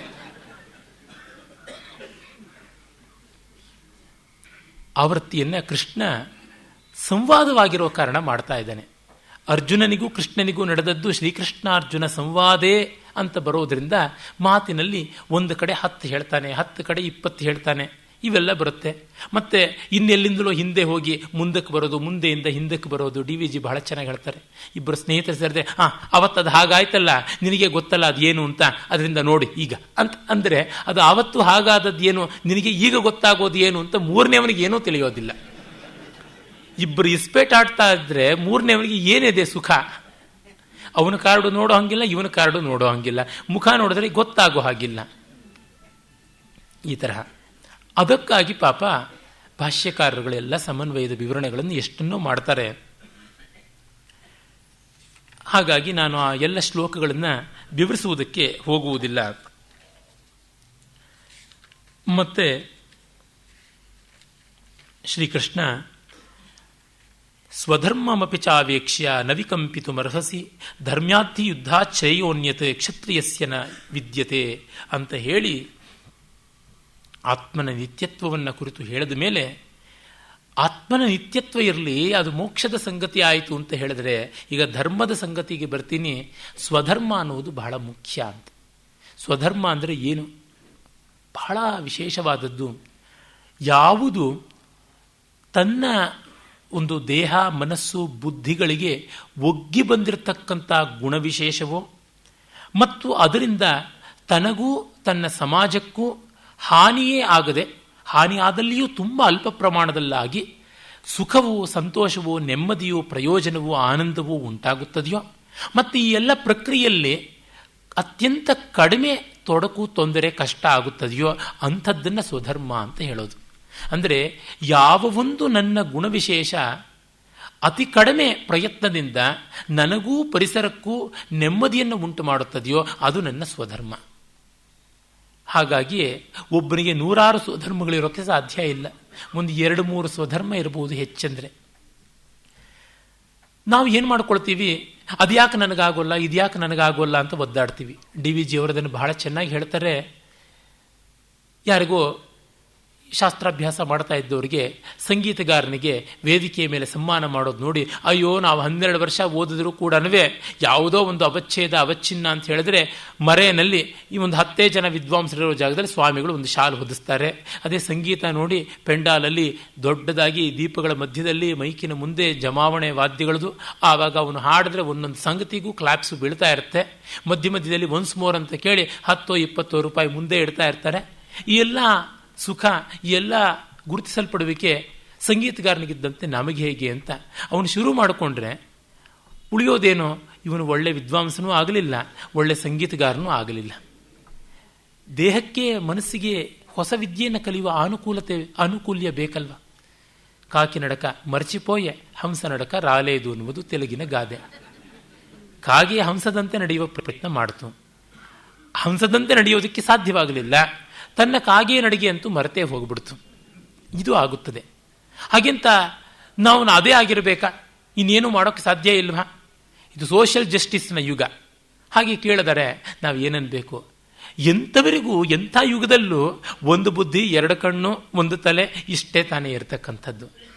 ಎಷ್ಟು ಅದರಿಂದಲೇ ಹೇಳ್ತಾರೆ, ಸ್ಪರ್ಧಿಯೇ ತ್ರಿವಿಕ್ರಮಗೆ. ಕಗ್ಗದಲ್ಲಿ DVG ಕೇಳ್ತಾರೆ, ಎಷ್ಟೆತ್ರಪ್ಪ ನೀನು ಬೆಳೆದೀಯ? ಮನುಷ್ಯ ಬೆಳೀತಾ ಬಂದಿದ್ದಾನೆ ಅಂತ ಹೇಳ್ತಾರೆ. ಫ್ರಾನ್ಸಿನ ಒಂದು ಮ್ಯೂಸಿಯಂನಲ್ಲಿ, ವಸ್ತು ಸಂಗ್ರಹಾಲಯದಲ್ಲಿ 19-18ನೇ ಶತಮಾನದ ಒಬ್ಬ ಸೈನಿಕನ ಕೇಶಾದಿಪಾದ ಅಂತ ಆಪಾದ ಮಸ್ತಕದ ಕವಚ ಒಂದು ಉಂಟು. ಆ ಕವಚಕ್ಕೆ ಆ ಕಾಲದ ಸೈನಿಕ ಚೆನ್ನಾಗಿ ಅಳವಡ್ತಾ ಇದ್ದ ಅಂತಂದರೆ, ಸೈನಿಕರು ಒಳ್ಳೆ ಪರ್ಸನಾಲಿಟಿ ಇರ್ತಾರೆ ಅಂತ, ಆಳ್ತನ ಚೆನ್ನಾಗಿರುತ್ತೆ. ಆ ಕಾಲದ ಸೈನಿಕನ ಕವಚದೊಳಗೆ ಈ ಕಾಲದ ಒಬ್ಬ ನಾಗರಿಕನೂ ತೂರೋಕ್ಕಾಗೋದಿಲ್ಲ, ಅಷ್ಟು ಚಿಕ್ಕದಾಗಿದೆ ಅದು ಅಂತ. ಅಂದರೆ ಮನುಷ್ಯ ಬೆಳೆದಿದ್ದಾನೆ ಅಂತ ಅರ್ಥ. ಈ 200 ವರ್ಷದಲ್ಲಿಯೋ ಏನೋ ಸಾಕಷ್ಟು ಬೆಳೆದಿದ್ದಾನೆ ಅಂತ. ಎಷ್ಟು ಬೆಳೆದಿದ್ದಾನೆ, ಎಷ್ಟು ಅಡಿ ಬೆಳೆದಿದ್ದಾನೆ ಅಂದರೆ ಆವರೇಜ್ ನೋಡಿದ್ರೆ ಒಂದು 2-3 ಅಂಗುಲ ಅಂತ. ಹೀಗಾಗಿ ಸ್ಪರ್ಧಿಯೇ ತ್ರಿವಿಕ್ರಮಗೆ. ಎಷ್ಟು ಪರಿಣತಿ, ಎಷ್ಟು ಪಾಂಡಿತ್ಯ ಪಡೆಯೋದಕ್ಕೆ ಸಾಧ್ಯ? ನನ್ನನ್ನು ಇವರ ಅನೇಕ ಭಾಷೆಗಳಲ್ಲಿ ನುರಿತವರು, ಬಹುಭಾಷಾ ವಿದ್ವಾಂಸರು ಅಂತೆಲ್ಲ ಬೇಕಾದರೂ ವೇದಿಕೆಯ ಮೇಲೆ ಕೊಂಡಾಡಬಹುದು. ಆದರೆ ಅಳಿಯನ ಕುರುಡು ಬೆಳಗಾದ ಮೇಲೆ ಅಂತ ನನಗೆ ಗೊತ್ತು. ಒಂದು ಸಂಸ್ಕೃತ, ಒಂದು ಕನ್ನಡ, ಒಂದು ಇಂಗ್ಲೀಷ್ಗಳಲ್ಲಿ ಸರಿಯಾಗಿ ತಪ್ಪಿಲ್ಲದೆ ನಿರ್ವಾಹ ಮಾಡೋಷ್ಟೊಳಗಾಗಿ ತಲಪ್ರಾಣಂ ತೋಕಕ್ಕೊಚ್ಚಿಂದಿ ಅಂತ ತೆಲುಗು ಗಾದೆ ಹಾಗಾಗ್ತಾ ಇರುತ್ತೆ. ನಮಗೆ ಗೊತ್ತಿಲ್ಲದೆ ಎಷ್ಟು ಅಪಶಬ್ದಗಳನ್ನು ಬಳಸಿರ್ತೀವೋ, ಯಾವ ವ್ಯಾಕರಣ ದೋಷವಾಗಿರುತ್ತೋ, ಯಾವ ವಾಕ್ಯರಚನಾ ವಿಕಾರವಾಗಿರುತ್ತದೋ ತಿಳಿಯೋದಿಲ್ಲ. ನಿಘಂಟುಗಳಿದ್ರೆ ಎಲ್ಲರೂ ಪಂಡಿತರೆ. ಹಾಗಾಗಿ ಕೋಶವಾನ್ ಪಂಡಿತ ಅನ್ನುವ ಸ್ಥಿತಿ ಬರುತ್ತೆ. ಅದನ್ನು ನೋಡಿದಾಗ ಒಂದೊಂದು ಮಿತಿ ಇರ್ತದೆ. ಒಂದು ಕಾಲದ ಹುಚ್ಚು. ಗೋವಿಂದ ಪೈಗಳು, ಸುನೀತಿ ಕುಮಾರ್ ಚಟರ್ಜಿ ಮೊದಲಾದವರೆಲ್ಲ ಅನೇಕ ಭಾಷೆಗಳು ಕಲ್ತಿದ್ರು. ನಾನು ಅವರಂಗೆ ಆಗಬೇಕು ಅಂತ. ಸರಿ, ಅವರಂಗೆ ಇವರಂಗೆ ಆಗೋ ಬರದಲ್ಲಿ ನನ್ನಂಗೆ ಆಗೋದೇನು ಅಂತ ಗೊತ್ತಾಗಲಿಲ್ಲ. ಒಂದಷ್ಟೆಲ್ಲ ಅವುಗಳಿಗೆ ಮಣ್ಣು ಹೊತ್ತ ಮೇಲಿಂದ ಗೊತ್ತಾಯಿತು. ತಿಳುವಳಿಕೆಗೋಸ್ಕರ ಮೊದಲು ಮಾತೃಭಾಷೆ ಕನ್ನಡ, ಅದು ಚೆನ್ನಾಗಿ ಬಂದರೆ ಆಯಿತು. ಮತ್ತು ನಮ್ಮ ಆತ್ಮಭಾಷೆ, ರಾಷ್ಟ್ರದ ಅಸ್ಮಿತಾ ಭಾಷೆಯಾದಂಥ ಸಂಸ್ಕೃತ, ಅದು ಕಲಿಯದೆ ನಮ್ಮ ಪರಂಪರೆ ನಮಗೆ ಗೋಚರವಾಗೋಲ್ಲ. ಇನ್ನು ವಿಜ್ಞಾನದ, ಆಧುನಿಕತೆಯ ದೊಡ್ಡ ಹೆಬ್ಬಾಗಿಲಾಗಿ ಬಂದಿರತಕ್ಕಂಥ ಇಂಗ್ಲೀಷು, ಅದು ಕಲಿಯಬೇಕಾದದ್ದು, ಅದು ಆಯಿತು. ಈ 3 ಭಾಷೆ ಕಲಿತರೆ ಈ ಹೊತ್ತು ಒಬ್ಬ ವ್ಯಕ್ತಿ ಕರ್ನಾಟಕದಲ್ಲಿದ್ದವನಿಗೆ ಪ್ರಪಂಚದ ಅನೇಕ ವಿಷಯಗಳು ಚೆನ್ನಾಗಿ ತಿಳಿಯುತ್ತವೆ. ಇನ್ನು ಅವನು ಗೋಳಾಡಬೇಕಾದ್ದಿಲ್ಲ ಯಾವುದಕ್ಕೂ. ಇನ್ನು ಮಿಕ್ಕಿದ್ದೆಲ್ಲ ಧರೆಯ ಸುಖ, ಮೇಲ್ಬಡ್ಡಿ, ಮಂಕುತಿಮ್ಮ, ಬೋನಸ್ ಬೋನಸ್ ಬೋನಸ್ ಅಂತ ಹೀಗೆ ಅಂತ ಅಂದುಕೊಂಡಿದ್ದು. ನಿಜ, ಇಲ್ಲದೇ ಇಲ್ಲ. ತಮಿಳು ಕಲಿತರೆ, ತೆಲುಗು ಕಲಿತರೆ, ಗ್ರೀಕ್ ಕಲಿತರೆ ಆಗುವಂಥ ಆನಂದ ಇದೆ. ಆದರೆ ಈ 3 ಭಾಷೆ ಚೆನ್ನಾಗಿ ಕಲಿತರೆ ಬೇಕಾದಷ್ಟಾಗುತ್ತದೆ. ಹಾಗಾಗಿ ನಮ್ಮ ಮಿತಿ ಅನ್ನೋದು ಉಂಟಲ್ಲ, ಅದು ಸ್ವಧರ್ಮ. ಮಿತಿ ತಪ್ಪಲ್ಲ. ನಮ್ಮ ಮಿತಿಯೊಳಗೆ ನಾವು ಏನು ಮಾಡಿದ್ವಿ ಅನ್ನೋದು ಮುಖ್ಯ. ಏನ್ರಿ ಇಷ್ಟೇ ಇಷ್ಟಾಗಲ ಜಾಗದಲ್ಲಿ ಒಂದು ಚಿತ್ರ ಬರೆದಿದ್ದಾನೆ ಅಂತ ನಾವು ಅಂತೀವ. ಆ ಅಂಗೈ ಅಗಲದಲ್ಲಿ ಬರೆದಿರುವ ಚಿತ್ರದ ಸ್ವಾರಸ್ಯ ನೋಡಿ ಅಂತಂತೀವಿ. ಹೀಗಾಗಿ ನಾವು ಸ್ವಧರ್ಮವನ್ನು ಕಾಣುವಾಗ ಪರಿಮಿತಿ ಒಳಗೆ ಯಾವ ಪರಿಪೂರ್ಣತೆ ಸಾಧಿಸಿದ್ದಾನೆ ಅಂತ ನೋಡಬೇಕು. ಹಾಗೆ ನೋಡುವಾಗ ಅದು ಲೋಕಕ್ಕೂ ತನಗೂ ಕೂಡ ಪ್ರಯೋಜನಕಾರಿಯಾಗಬೇಕು. ಮತ್ತು ಲೀಸ್ಟ್ ಲಾಸಸ್, ಇಕಾನಮಿ ಅನ್ನೋದು ಬಹಳ ಮುಖ್ಯ. ಸಮಾಜ, ಲೋಕ ಮತ್ತೊಂದು ಅಂತ ಬಂದ ತಕ್ಷಣ ಸಾಪೇಕ್ಷವಾಗಿ with respect to, in relationship with ಅಂತ ಹೇಳ್ತಿದ್ದಂತೇನೆ ಅದು ಇಕಾನಮಿ ಆಗಬೇಕು. ಎಕನಾಮಿಕ್ಸ್ ಬಹಳ ಮುಖ್ಯವಾಗಿ ಬರುತ್ತೆ. ಆರ್ಥಿಕವಾಗಿ ಅರ್ಥ ಅಂತಂದರೆ ಬರೀ ದುಡ್ಡು ಕಾಸು ಅಂತಲ್ಲ, ಟೈಮ್ ಎಲ್ಲ ಕೂಡ ಸೇರಿಕೊಳ್ಳುತ್ತದೆ. ಎಲ್ಲ ರೀತಿಯಿಂದಲೂ ಅದು ಕಡಿಮೆ ಖರ್ಚಿನದಾಗಿರಬೇಕು. ನನ್ನ ಪರಿಚಿತರೊಬ್ಬರು ಹಾಕಿ ಹೇಳ್ತಾ ಇದ್ರು, ಎಲ್ಲ ಸಾಮಾನು ಹಾಕ್ಬಿಟ್ಟು ಅಡುಗೆ ಮಾಡ್ತಾರೆ ಗಂಡಸರು, ಅದೇನು ದೊಡ್ಡದಪ್ಪ. ಕಡಿಮೆ ಸಾಮಾನು ಹಾಕಿ ರುಚಿಯಾದ ಅಡುಗೆ ಮಾಡೋದು ದೊಡ್ಡದು. ಹೆಂಗಸರಿಗೆ ಅದು ಗೊತ್ತು. ನಿಮಗೇನು ಗೊತ್ತಿದೆ, ದಂದ್ರಾಳತನ, ಧಾಮ್ ಧೂಮ್ ಅಂತ ಮಾಡಿಬಿಡ್ತೀರಾ. ಒಂದು ದಿವಸ ವರ್ಷಕ್ಕೆ ಅಡುಗೆ ಮನೆಯೊಳಗೆ ಹೋಗ್ಬಿಟ್ಟಿದನ್ವೇ ಇಂಗು, ತೆಂಗು, ಬೆಲ್ಲ, ತುಪ್ಪ ಹಾಗೆ ಸುರಿದು ಬಿಡ್ತೀರಾ ಅಂತ ಅಂತಿರ್ತಾರೆ. ಅದು ನಿಜವೋ ಏನೋ. ಅಂದರೆ ಆ ಒಂದು ಕೌಶಲ, ಕರ್ಮ ಕೌಶಲ ಅನ್ನೋದಿದೆಯಲ್ಲ, ಅಲ್ಲಿ ನಮಗೆ ಗೊತ್ತಾಗುತ್ತದೆ. ಇದೆಲ್ಲ ಸ್ವಧರ್ಮ. ಹಾಗಾಗಿ ಅರ್ಜುನನಿಗೆ ಸ್ವಧರ್ಮ ಯಾವುದು? ನಿಜ, ಅವನು ಒಂದಷ್ಟು ನೃತ್ಯ ಸಂಗೀತ ಕಲಿತಿದ್ದಾನೆ. ಆದರೆ ಉತ್ತರೆ ಯಾವ ದೇವಲೋಕಕ್ಕೆ ಹೋಗಿ ಡಾನ್ಸ್ ಮಾಡಿ ಪಾರಿತೋಷಿಕ ಪ್ರಶಸ್ತಿ ತೆಗೆದುಕೊಂಡಂತೆ ಗೊತ್ತಾಗಲಿಲ್ಲ. ಅವಳಿಗೆ ಮದುವೆ ಆದಮೇಲೆ ಡಾನ್ಸು ಕೂಡ ನಿಂತು ಹೋಗ್ಬಿಡ್ತು ಅಂತ ಅನಿಸುತ್ತೆ. ಅಂದರೆ ಅರ್ಜುನ ಕಲಿತಿದ್ದ ಪಾಪ, ಅದು ಇದು ವಿದ್ಯೆಗಳು ಒಂದಷ್ಟು, ಸಂಗೀತ ನೃತ್ಯ ಒಂದಷ್ಟು ಕಲಿತಿದ್ದ. ಇಲ್ಲ ಅಂತ ಅಲ್ಲ. ಆದರೆ ಅವನೇನು ಫುಲ್ ಫ್ಲೆಜ್ಡ್ ಆಗಲ್ಲಿರೋದಕ್ಕೆ ಸಾಧ್ಯವಾಗುತ್ತದೆಯಾ? ಅವನಿಗಾದರೂ ಆಗುತ್ತದೆಯಾ? ಇಲ್ಲ. ಎಂದು ಹೊರಬಂದೇನೋ ಅಜ್ಞಾತವಾಸದಿಂದ ಅಂತ ಒದ್ದಾಡ್ತಾ ಇದ್ದವನು. ಹೀಗಾಗಿ is A soldier, is meant for that. ಯುದ್ಧ ಮಾಡೋದಕ್ಕೆ ಇರ್ತಕ್ಕಂಥವನು, ಇನ್ನು ಬೇರೆ ಏನೂ ಬರೋದಿಲ್ಲ. ನನ್ನ ಪರಮ ಆತ್ಮೀಯರು, ಗೌರವನೀಯರು ಆದಂಥ ಡಾಕ್ಟರ್ ಗುರುರಾಜ ಕರ್ಜಿಗಿಯವರು ಒಂದು ಸಂಸ್ಥೆಯನ್ನು ನಿರ್ಮಾಣ ಮಾಡಿದ್ರು. ಅದು ಶಿಕ್ಷಣ ತರಬೇತಿಯ ಸಂಸ್ಥೆ, ಶಿಕ್ಷಕರ ತರಬೇತಿ ಸಂಸ್ಥೆ. ಮತ್ತು ಆ ಸಂಸ್ಥೆಯಿಂದ ಅವರು ಹೊರಗೆ ಬರಬೇಕಾಯಿತು. ಹೊರಗೆ ಬಂದರು. ಮತ್ತೊಂದು ಶಿಕ್ಷಣ ತರಬೇತಿ, ಶಿಕ್ಷಕರ ತರಬೇತಿಯ ಸಂಸ್ಥೆಯನ್ನೇ ಮಾಡಿದ್ರು. ಆಗ ಆ ಹಳೆಯ ಸಂಸ್ಥೆಯ ಒಬ್ಬರು ಕೇಳಿದ್ರು, ನೋಡಿ ನೀವು ಇನ್ನೊಂದು ಸಂಸ್ಥೆ ಶುರು ಮಾಡಿದ್ರೆ ಕಾಂಪಿಟೇಷನ್ ಆಗ್ಬಿಡ್ತು ನಮಗೆ, ನೀವು ಮಾಡಿದ ಸಂಸ್ಥೆಗೆ ಕಾಂಪಿಟೇಟರ್ ಆಗ್ತಾ ಇದ್ದೀರಾ ಅಂತ. ಅದಕ್ಕೆ ಅವರು ಬಹಳ ಚೆನ್ನಾಗಿ ಹೇಳಿದ್ರು, ಅಲ್ಲಪ್ಪ, ಬಡಗಿಗೆ ಮರಗೆಲಸ ಬಿಟ್ಟು ಕಬ್ಬಣದ ಕೆಲಸ ಬರುತ್ತಾ? ನಿಮ್ಮ ಮನೇಲಿ ಕೆಲಸ ಮಾಡ್ತಾ ಇದ್ದೆ ಕೂಲಿ, ನಿಮ್ಮನೆ ಕೆಲಸ ಮುಗೀತು, ಇನ್ನೊಂದು ಮನೆಗೆ ಹೋದರೆ ಅಲ್ಲಿ ನಾನು ಮರದಿಂದಲೇ ನಾನು ಬಾಗಿಲು ಮಾಡಬೇಕು, ಕಿಟಕಿ ಮಾಡಬೇಕು, ಬೀರು ಮಾಡಬೇಕು, ಮಂಚ ಮಾಡಬೇಕು. ಅದು ಬಿಟ್ಟಿದ್ದು ನಾನು ಕಬ್ಬಣದ ಎರಕ ಹಾಕೋದಿಕ್ಕಾಗತ್ತಾ ಅಥವಾ ಗಾರೆ ಕೆಲಸ ಮಾಡೋದಿಕ್ಕಾಗತ್ತಾ ಅಂತ. ಹಾಗೆ ಸ್ವಧರ್ಮ ಅನ್ನುವುದಿರುತ್ತಲ್ಲ, ಅರ್ಜುನ ಕ್ಷತ್ರಿಯೋತ್ತಮನಾಗಿ ಸ್ವಧರ್ಮ ಇಟ್ಟುಕೊಂಡಿದ್ದಾನೆ. ಸ್ವಧರ್ಮಮಪಿ ಚಾವೇಕ್ಷ್ಯ ನ ವಿಕಂಪಿತು ಮರ್ಹಸಿ. ಅಲ್ಲಾಡಬಾರದು ನೀನು. ಧರ್ಮ್ಯಾಧಿ ಯುದ್ಧ ಶ್ರೇಯೋನ್ಯತ್ ಕ್ಷತ್ರಿಯಸ್ಯ ನ ವಿದ್ಯತೆ. ಆತ್ಮ ಓ ಕ್ಯಾ ಚೀಜ್ ನಹಿ ಸುನ ಅಂತಂದರೆ ಅವ್ರು ಸುನೋ ಅಬ್ ಸುನೋ ತುಮ್. ಈಗ ಕೇಳು ನೀನು, ನಿನ್ನ ಧರ್ಮ ಅಂತ ಅನ್ನೋದೊಂದಿದೆ, ನಿನಗೆ ಒಗ್ಗಿ ಬಂದದ್ದು ಅಂತ ಒಂದು ಇದೆ, ಅದರೊಳಗೆ ನೀನು ವರ್ತಿಸಬೇಕು. ಅದು ಬಿಟ್ಟು ಇನ್ನೆಲ್ಲೆಲ್ಲೋ ಕಾಡ್ಮೆಯೋದಕ್ಕೆ ಹೋದರೆ ಪ್ರಯೋಜನವಾಗುವಂಥದ್ದಲ್ಲ. ಎದೃಚ್ಛಯ ಚೋಪಪನ್ನಂ ಸ್ವರ್ಗದ್ವಾರಂ ಅಪಾವೃತಂ ಸುಖಿನ ಕ್ಷತ್ರಿಯಾ ಪಾರ್ಥ ಲಭಂತೆ ಯುದ್ಧಮೀದೃಶಂ. ಆಕಸ್ಮಿಕವಾಗಿ ಅಯಾಚಿತವಾಗಿ ನಿನಗೆ ಬಂದಿರತಕ್ಕಂಥ ದಿವ್ಯ ದ್ವಾರ, ತೆರೆದಿರ್ತಕ್ಕಂಥ ಅವಕಾಶ ಸ್ವರ್ಗದ್ವಾರವೇ ತೆಗೆದಿದೆ. ಹಾಗಾಗಿ ನೀನು ಕ್ಷತ್ರಿಯರಿಗೆ ಅಪರೂಪವಾಗಿ ಸಿಗತಕ್ಕಂಥ ಅವಕಾಶ ಬಿಡಬೇಡ ಅಂತ. ಇದು ಎಂಥದ್ರಿ, ಬೆಂದ ಮನೆಯಲ್ಲಿ ಗಳ ಹಿರಿಯೋದು ಲಾಭ ಅಂತಂದಂತೆ ಇದು ಸರಿ ಇಲ್ಲ ಅಲ್ವಾ? ಹುಚ್ಚುಮುಂಡೆ ಮದುವೆಯಲ್ಲಿ ಉಂಡವನೇ ಜಾಣ ಅಂದಂಗೆ ಯುದ್ಧ ಅಂದರೆ ಲೋಕಕಂಟಕವಾದದ್ದು. ನೀನು ಆ ಯುದ್ಧ ಬಂದಿದೆ ಅನ್ನೋದನ್ನು ಆನಂದಿಸಿ ಅನುಭವಿಸು ಅಂತಂದರೆ ಹೌದು. ಮತ್ತೆ ಇನ್ನೇನು ಮಾಡೋದಕ್ಕೆ ಸಾಧ್ಯ? ಬರಗಾಲ ಬಂತು ಅಂತಂದರೆ ಬೇಕಾದಷ್ಟು ಪ್ರಾಣಿಗಳು ಸಾಯುತ್ತೆ. ಲೆದರ್ ಇಂಡಸ್ಟ್ರಿಗೆ ಎಲ್ಲಿಲ್ಲದ ಅವಕಾಶ ಬರುತ್ತೆ. ಲೆದರ್ ಟ್ಯಾನಿಂಗ್ ಇತ್ಯಾದಿ ಮಾಡುವಂಥದ್ದು ಆಗೇ ಆಗುತ್ತೆ. ಏನು ಮಾಡೋದು? ಬಿಸಿಲು ಕಾಲ ಬಂತು ಅಂದರೆ ಐಸ್ ಕ್ರೀಮ್ ಇಂಡಸ್ಟ್ರಿ ಉದ್ದಾಮವಾಗಿ ಮೆರೆಯುತ್ತೆ. ನೋಡಿ ಎಂಥ ಅನ್ಯಾಯ, ಐಸ್ ಕ್ರೀಮ್ನವ್ರು ದುಡ್ಡು ಮಾಡಿಕೊಂಡ್ರು ಅಂತಂದರೆ ಇನ್ನವ್ರು ಚಳಿಗಾಲದಲ್ಲಿ ದುಡ್ಡು ಮಾಡ್ಕೊಳ್ಳೋ ಅಂತ ಹೇಳೋದಕ್ಕೆ ಸಾಧ್ಯವಾಗುತ್ತಾ? ಅವರ ಆ ಕಾಲದಲ್ಲಿ ಅವರು ಮಾಡಿಕೊಳ್ಬೇಕಾದದ್ದು. ಮೇಕ್ ಹೇ ವೈಲ್ ಸನ್ ಶೈನ್ಸ್ ಅಂತಂತೀವಲ್ಲ ಹಾಗೆ. ಅದು ಸರಿ, ಯುದ್ಧವಂತ ನೀಚ ಕೃತ್ಯದಲ್ಲಿ ದೊಡ್ಡ ಅವಕಾಶ ಅಂತಂತೀವಲ್ಲ ಅಂದರೆ ದುಷ್ಟರನ್ನು ಸದೆ ಬಡಿದು ಶಿಷ್ಟರನ್ನು ಕಾಪಾಡೋದಕ್ಕೆ ಇದೊಂದು ಅವಕಾಶ ಅಲ್ವಾ? ಇನ್ನೇನು? ನಾವು ಎಷ್ಟೋ ಬಾರಿ ಕ್ರೌರ್ಯ ಅಂತ ಅಂದುಕೊಂಡ್ಬಿಡ್ತೀವಿ. ಆ ಕ್ರೌರ್ಯದ ಒಳಗೆ ಒಂದು ಕಾರುಣ್ಯ ಇರುತ್ತದೆ, ಅದನ್ನು ನಾವು ಮರೆಯಬಾರದು. ಧರ್ಮಕ್ಕೆ ಘೋರ ಅನ್ನುವಂಥ ಒಂದು ಆಯಾಮ ಇದೆ ಅನ್ನೋದು ಅವಿಸ್ಮಾರ್ಯ ಅಂತ ಎಲ್ಲ ಬರುತ್ತೆ. ಅಂದರೆ ಇಲ್ಲಿಂದ ಕೃಷ್ಣನ ಡಿಫೆನ್ಸು ಬಹಳ ಮಂಡೇನ್, ಬಹಳ ಲೌಕಿಕವಾಗಿ ಡೌನ್ ಟು ಅರ್ತ್ ಅಂತೀವಲ್ಲ ಆ ರೀತಿಯಾಗಿರ್ತಕ್ಕಂಥ ವಾಸ್ತವಗಳನ್ನು, ರಿಯಾಲಿಟೀಸನ್ನು ಇಟ್ಕೊಂಡು ಹೋಗ್ತಿದ್ದಾನೆ. ಆಮೇಲೆ ಇದನ್ನು ಬಿಟ್ಟರೆ ನಿನಗೆ ಅಪಕೀರ್ತಿ ಬರುತ್ತದೆ, ನೀನು ಹೇಳಿ ಅಂತ ಅನಿಸ್ಕೊಳ್ತೀಯ, ನಿಂದನೆಗೆ ತುತ್ತಾಗ್ತೀಯ ಅಂತ ಹೇಳ್ತಾನೆ. ನೋಡಿ, ಆತ್ಮದ ಪಾರಮಾರ್ಥಿಕವಾದ ಒಂದು ಸ್ತರ ಹೇಳ್ತಾ ಇದ್ದಾನೆ. ಮತ್ತು ಇಲ್ಲಿ ಕೀರ್ತಿ ಸಿಗುತ್ತದೆ, ಕ್ಷತ್ರಿಯ ಧರ್ಮ ನಿರ್ವ್ಯೂಢವಾಗುತ್ತದೆ. ಅಕೀರ್ತಿಂಚಾಪಿ ಭೂತಾನಿ ಕಥಯಿಷ್ಯಂತಿ ತೇವ್ಯಯಾಂ ಸಂಭಾವಿತಸ್ಯ ಚ ಕೀರ್ತಿರ್ ಮರಣಾದ್ ಅತಿರಿಚ್ಯತೆ. ಅಪಕೀರ್ತಿಗಿಂತ ದೊಡ್ಡ ಸಾವು ಮತ್ತಿನ್ಯಾವುದೂ ಇಲ್ಲ ಅನ್ನುವಂಥದ್ದನ್ನು ಎಲ್ಲ ಹೇಳ್ತಾ ಇದ್ದಾನೆ. ಮತ್ತೆ ಮತ್ತೆ ಯುಕ್ತಿಗಳನ್ನು ಹೇಳ್ತಿದ್ದಾನೆ. ಆವಾಗ ಎಷ್ಟು ಬಾರಿ ಆವೃತ್ತಿ ಮಾಡ್ದ, ಎಷ್ಟು ಬಾರಿ ಹೇಳ್ದ. ಆಚಾರ್ಯ ಶಂಕರರ ಭಾಷ್ಯದಲ್ಲಿ ಹೇಳ್ತಾರೆ, ದುರ್ಬೋಧತ್ವಾದ ಆತ್ಮವಸ್ತುನಃ ಪುನಃ ಪುನಃ ಪ್ರಸಂಗಂ ಆಪಾದ್ಯ ಶಬ್ದಾಂತರೇಣ ತದೇವ ವಸ್ತು ನಿರೂಪೈತಿ ಭಗವಾನ್ ವಾಸುದೇವ ಕಥನ್ನು ನಾಮ ಸಂಸಾರಿಣಾಂ ಅವ್ಯಕ್ತಂ ತತ್ವಂ ಬುದ್ಧಿಗೋಚರತಾಂ ಆಪನ್ನಂ ಸತ್ ಸಂಸಾರ ನಿವೃತ್ತಯೇ ಸ್ಯಾತ್ ಅಂತ ಅಲ್ಲಿ ಹಾಗೆ ಬಂದಿತ್ತು. ಅಂದರೆ ಆತ್ಮತತ್ವ ಗಹನವಾದದ್ದು, ಸಂಸಾರಿಗಳಿಗೆ ಬೇಗ ಎಟಕದೇ ಇರೋ ಕಾರಣ ಒತ್ತಿ ಒತ್ತಿ ಹೇಳಿದ್ದು ಅಂತ. ಈಗ ಸಂಸಾರಿಗಳಿಗೆ ಆಕರ್ಷಣೀಯವಾದ ಕಾರಣ ಅದರ ಆಕರ್ಷಣೆಯನ್ನು ಹಲವು ರೀತಿಯಲ್ಲಿ ಒತ್ತಿ ಒತ್ತಿ ಹೇಳಬೇಕಾಗಿದೆ.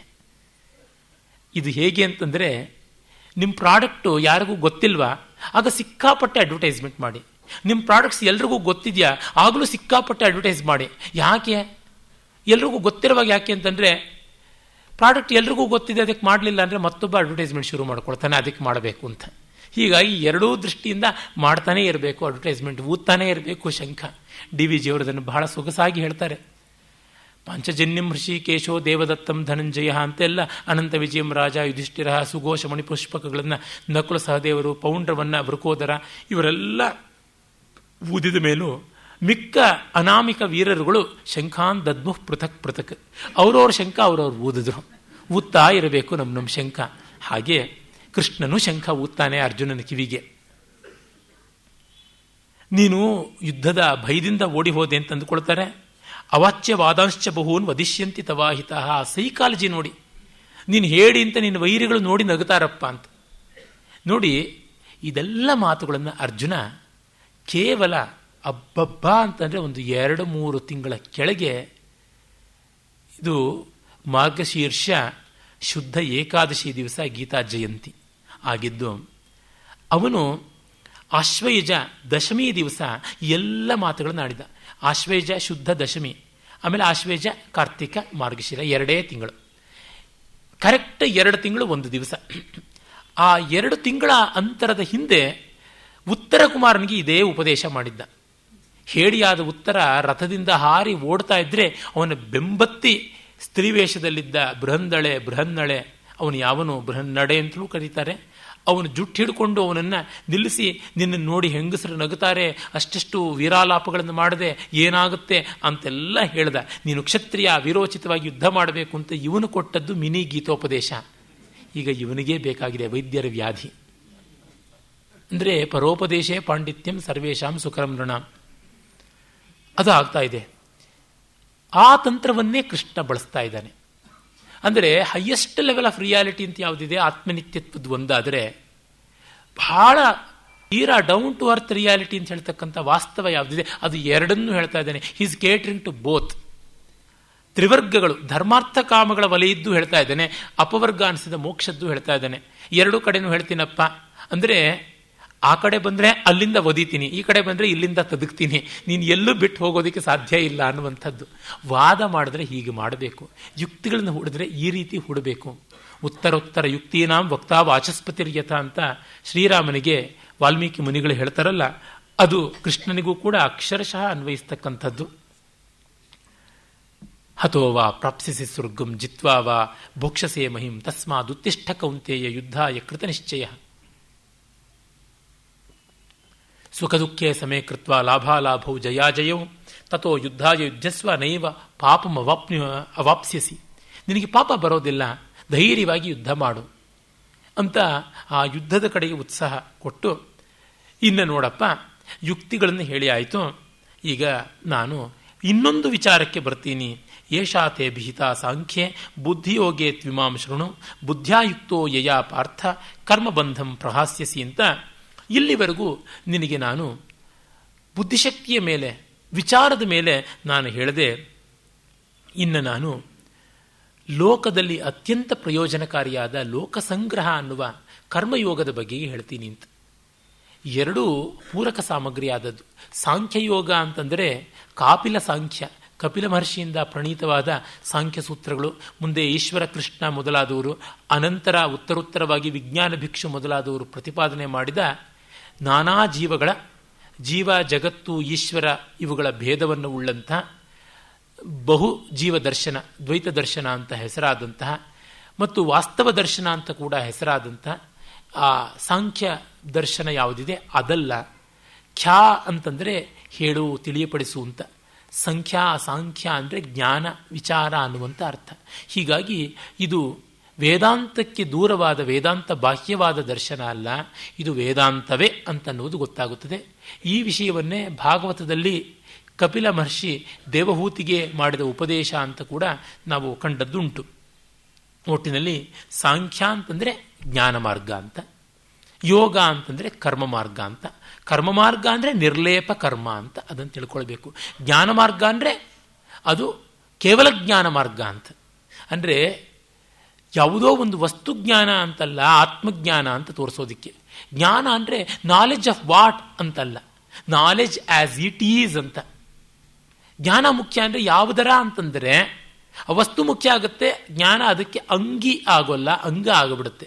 ಹಾಗಲ್ಲದೆ ಕೇವಲ ಜ್ಞಾನ ಅಂದರೆ ಅದು ಪ್ರಧಾನ, ಮಿಕ್ಕ ಯಾವುದೂ ಅದಕ್ಕೆ ಅಪ್ರಧಾನತೆಯನ್ನು ತಂದುಕೊಡುವಂಥವು ಬರೋಲ್ಲ ಅನ್ನುವುದನ್ನು ತೋರ್ಪಡಿಸಿಕೊಡೋದಕ್ಕೆ ಈ ಸ್ಪಷ್ಟೀಕರಣ ಬೇಕಾಗುತ್ತದೆ. ಆಮೇಲೆ ಈ ವಿಭಾಗದಲ್ಲಿ ನಾನು ಜ್ಞಾನ ವಿಚಾರವನ್ನು ಹೇಳಿದ್ದೀನಿ, ಇನ್ನು ಕರ್ಮಯೋಗ ವಿಚಾರವನ್ನು ಹೇಳ್ತೀನಿ ಅಂತಾನೆ. ನೋಡಿ, 2ನೇ ಅಧ್ಯಾಯ ಸಾಂಖ್ಯಯೋಗ ಅನ್ನೋದಕ್ಕೆ DVಜಿಯವರು ಆ ಕಾರಣದಿಂದಲೇ ತತ್ವ ವಿವೇಕ ಯೋಗ ಅಂತ ಹೆಸರಿಟ್ಟಿದ್ದಾರೆ. ತತ್ವದ ವಿವೇಚನೆ ಮಾಡತಕ್ಕಂಥದ್ದು ಅಂತ. ಈ ಸಂದರ್ಭದಲ್ಲೇ ಒಂದು ಮಾತನ್ನು ಹೇಳಬೇಕು. ಅದು ಏನೆಂದರೆ, ಭಗವದ್ಗೀತೆಯ ಅಧ್ಯಾಯಗಳಿಗೆ ಹಲವು ಹಸ್ತಪ್ರತಿಗಳಲ್ಲಿ ಬೇರೆ ಬೇರೆ ಹೆಸರುಗಳು ಉಂಟು, ಅನೇಕ ವಿಧವಾಗಿ ಇವೆ. ಮತ್ತು ಎಷ್ಟೋ ಕಡೆ ಆ ಹೆಸರುಗಳಿಗೂ ಅಧ್ಯಾಯಕ್ಕೂ ಪೂರ್ಣ ಸಾಮಂಜಸ್ಯ ಇಲ್ಲ ಅಂತಲೂ ನಿನ್ನೆ ನಿವೇದನೆ ಮಾಡಿದ್ದೆ. ಅದೇ ತರಹ ಭಗವದ್ಗೀತೆಯ ಶ್ಲೋಕಗಳು ಕೆಲವು ಕಡೆ ಹೆಚ್ಚು ಕಡಿಮೆ ಆಗಿರುವುದು ಉಂಟು. ಈಚಿನ ಹಲವು ವರ್ಷಗಳ ಹಿಂದೆ ಆಂಧ್ರದ ವೇದವ್ಯಾಸ್ IAS PhD ಅಂತ ಅವರು ತಮ್ಮ ಹೆಸರನ್ನೇ ಬರ್ಕೋತಾ ಇದ್ರು. ಅವರು ಬಹಳ ಪ್ರಾಚೀನವಾದ ಒಂದು ಭಗವದ್ಗೀತೆಯನ್ನು ಜೀರ್ಣೋದ್ಧಾರ ಮಾಡಿಬಿಟ್ಟಿದ್ದೀನಿ, 745 ಶ್ಲೋಕಗಳಿರೋದು ಅಂತ ಒಂದು ದೊಡ್ಡ ಗಿಮಿಕ್ ಮಾಡಿದ್ರು. ವಸ್ತುಸ್ಥಿತಿಯಲ್ಲಿ ನೋಡಿದರೆ ಅದು ಬಹಳ ಹಿಂದೆಯೇ ಅಭಿನವಗುಪ್ತ 1000 ವರ್ಷಗಳ ಹಿಂದೆ ಗೀತಾ ವ್ಯಾಖ್ಯಾನ ಯಾವುದು ಬರೆದಿದ್ದಾನೆ ಅಲ್ಲಿ ಇದೆ. ಮತ್ತು ವೇದಾಂತ ದೇಶಿಕರು ಇದರ ಪ್ರಸ್ತಾವವನ್ನು ಮಾಡ್ತಾರೆ. ಆ 45 ಶ್ಲೋಕಗಳಿಗೂ ಏನು ವಿಶೇಷವಾದಂತಹ ಭಗವದ್ಗೀತೆಯ ಈಗ ಉಳಿದಿರತಕ್ಕಂಥ 700 ಶ್ಲೋಕಗಳಿಗಿಂತ ಅತಿರಿಕ್ತವಾದ ಅದ್ವಿತೀಯವಾದಂಥ ಅರ್ಥ ಏನೂ ಅಲ್ಲಿ ಇಲ್ಲ. ಅವುಗಳದೇ ಪುನರುಕ್ತಿಯಾಗಿ ತೋರುತ್ತೆ. ಒಂದೆರಡು ಉಪನಿಷತ್ತುಗಳದೇನೆ ಮಾತುಗಳು ಹಾಗಾಗಿ ಬಂದಿರತಕ್ಕಂಥದ್ದು ತೋರುತ್ತೆ. ಅಂದರೆ ಹೇಗಾದರೂ ಒಂದು ಸುದ್ದಿ ಮಾಡಬೇಕು ಅಂತಂದರೆ ಕ್ವಾಲಿಟೇಟಿವ್ ಆಗಲ್ಲದೆ ಕ್ವಾಂಟಿಟೇಟಿವ್ ಆಗಿ ಇನ್ನೇನನ್ನೋ ಮಾಡುವಂಥದ್ದು ಅಂತ ಅವುಗಳನ್ನು ಗುಣ ಅಲ್ಲ ಗಾತ್ರವನ್ನು ಬೆಲೆ ಕೊಟ್ಟಂಥವು ಅಂತ ಬಿಡಬಹುದು. ಇಲ್ಲಿ ಸಾಂಖ್ಯಯೋಗ ಅನ್ನುವುದು ತತ್ವ ವಿವೇಕ ಅಂತ ಅರ್ಥ ಮಾಡಿಕೊಂಡಲ್ಲಿ ಸರಿಯಾದೀತು. ಅವನು ಹೇಳ್ತಾನೆ, ಲೋಕ ಸಂಗ್ರಹ ಅಂತಂದರೆ ಲೋಕಕ್ಕೆ ತಾನು ಸೇವೆ ಮಾಡ್ತಾ ಇರೋದು ಅಂತಲ್ಲ, ಲೋಕ ತನ್ನ ಸೇವೆಯನ್ನು ಗ್ರಹಿಸುವ ಮೂಲಕ ಅನುಗ್ರಹ ಮಾಡ್ತಾ ಇದೆ ಅನ್ನೋ ಭಾವದಿಂದ ಮಾಡುವುದು ಅಂತ. Service is receiving. ಸೇವೆ ಅನ್ನುವುದು ಪಡೆಯುವಿಕೆ ಅಲ್ಲದೆ ಕೊಡುವಿಕೆ ಅಲ್ಲ ಅಂತ. ಈ ದೃಷ್ಟಿಯಿಂದ ಮಾಡಬೇಕು ನೆರವನ್ನು ಅಂತ. DVಜಿಯವರು ಜ್ಞಾಪಕ ಚಿತ್ರಶಾಲೆಯಲ್ಲಿ ಒಂದು ಕಡೆ ಒಂದು ಬಹಳ ಸೊಗಸಾದ ಸಂದರ್ಭವನ್ನು ಬರೀತಾರೆ. ಅವರ ಹಲವರು ಸಾರ್ವಜನಿಕರು ಅನ್ನುವಂಥ ಸಂಪುಟದಲ್ಲಿ ಬರುತ್ತದೆ. ಪ್ರಾಯಶಃ ನಮ್ಮ ರೈಟ್ ಆನರಬಲ್ ಶ್ರೀನಿವಾಸ ಶಾಸ್ತ್ರಿಗಳನ್ನು ಅಥವಾ ಶಿವಸ್ವಾಮಿಯರವರನ್ನು ಕುರಿತಾದಂಥ ಒಂದು ಪ್ರಬಂಧದಲ್ಲಿ ಆಗಮಿಸುತ್ತೆ ಪ್ರಸ್ತಾವ. ಪುಣೆಯ ಅಥವಾ ಮುಂಬೈನ ಒಬ್ಬ ಪ್ರಸಿದ್ಧರಾದ ವಾಣಿಜ್ಯೋದ್ಯಮಿ ಮಾರವಾಡಿ ಇದ್ದರಂತೆ. ಅವರು ಪ್ರತಿ ವರ್ಷ ಎಷ್ಟೋ ಜನ ವಿದ್ವಾಂಸರಿಗೆ ಪಾರಿತೋಷಕವಾಗಿ ಅವರಿಗೆ ವೃತ್ತಿ ಅಂತ ನಾವು ಏನು ಹೇಳ್ತೀವಿ ಗಿಫ್ಟ್ ತರಹ ಕೊಡ್ತಾ ಇದ್ರು. ಹಾಗೆ ಕೊಟ್ಟಾಗ ಅವರ ಕಾರಕೂನ ಯಾವನಿದ್ದಾನೆ ಆತ ಗುಮಾಸ್ತೆ ದೊಡ್ಡ ಲಿಸ್ಟ್ ಮಾಡಿಬಿಟ್ಟು ಇಂಥವರಿಗೆಲ್ಲ ಸೋ ಅಂಡ್ ಸೋ ಅಂತ ಇಷ್ಟು ಉದ್ದ ಹಾಕಿಬಿಟ್ಟು ಲಿಸ್ಟು, ಇವರಿಗೆಲ್ಲ ಈ ವರ್ಷ ನಾವು ಪಾರಿತೋಷಕವನ್ನು ಕೊಟ್ಟಿದ್ದೀವಿ ಅಂತ ಬರೆದಿದ್ದಂತೆ. ಆಗ ಇವರಿದ್ದುಕೊಂಡು ತಪ್ಪು ಅಂತ ತಿದ್ದಿದ್ದರಂತೆ. ಏನಂದರೆ, ಈ ವರ್ಷ ಈ ಎಲ್ಲ ಮಹನೀಯರು ಈ ಪಾರಿತೋಷಕವನ್ನು ಕೃಪೆಯಿಟ್ಟು ಒಪ್ಪಿಕೊಂಡಿದ್ದಾರೆ ಅಂತ. ಅಂದರೆ ನಾನು ಕೊಡುವವನು ಅಭಿಮಾನದಿಂದ ಅಲ್ಲ, ಅವರು ತಗೊಂಡಿರ್ತಕ್ಕಂಥದ್ದು ದೊಡ್ಡದು ಅಂತ.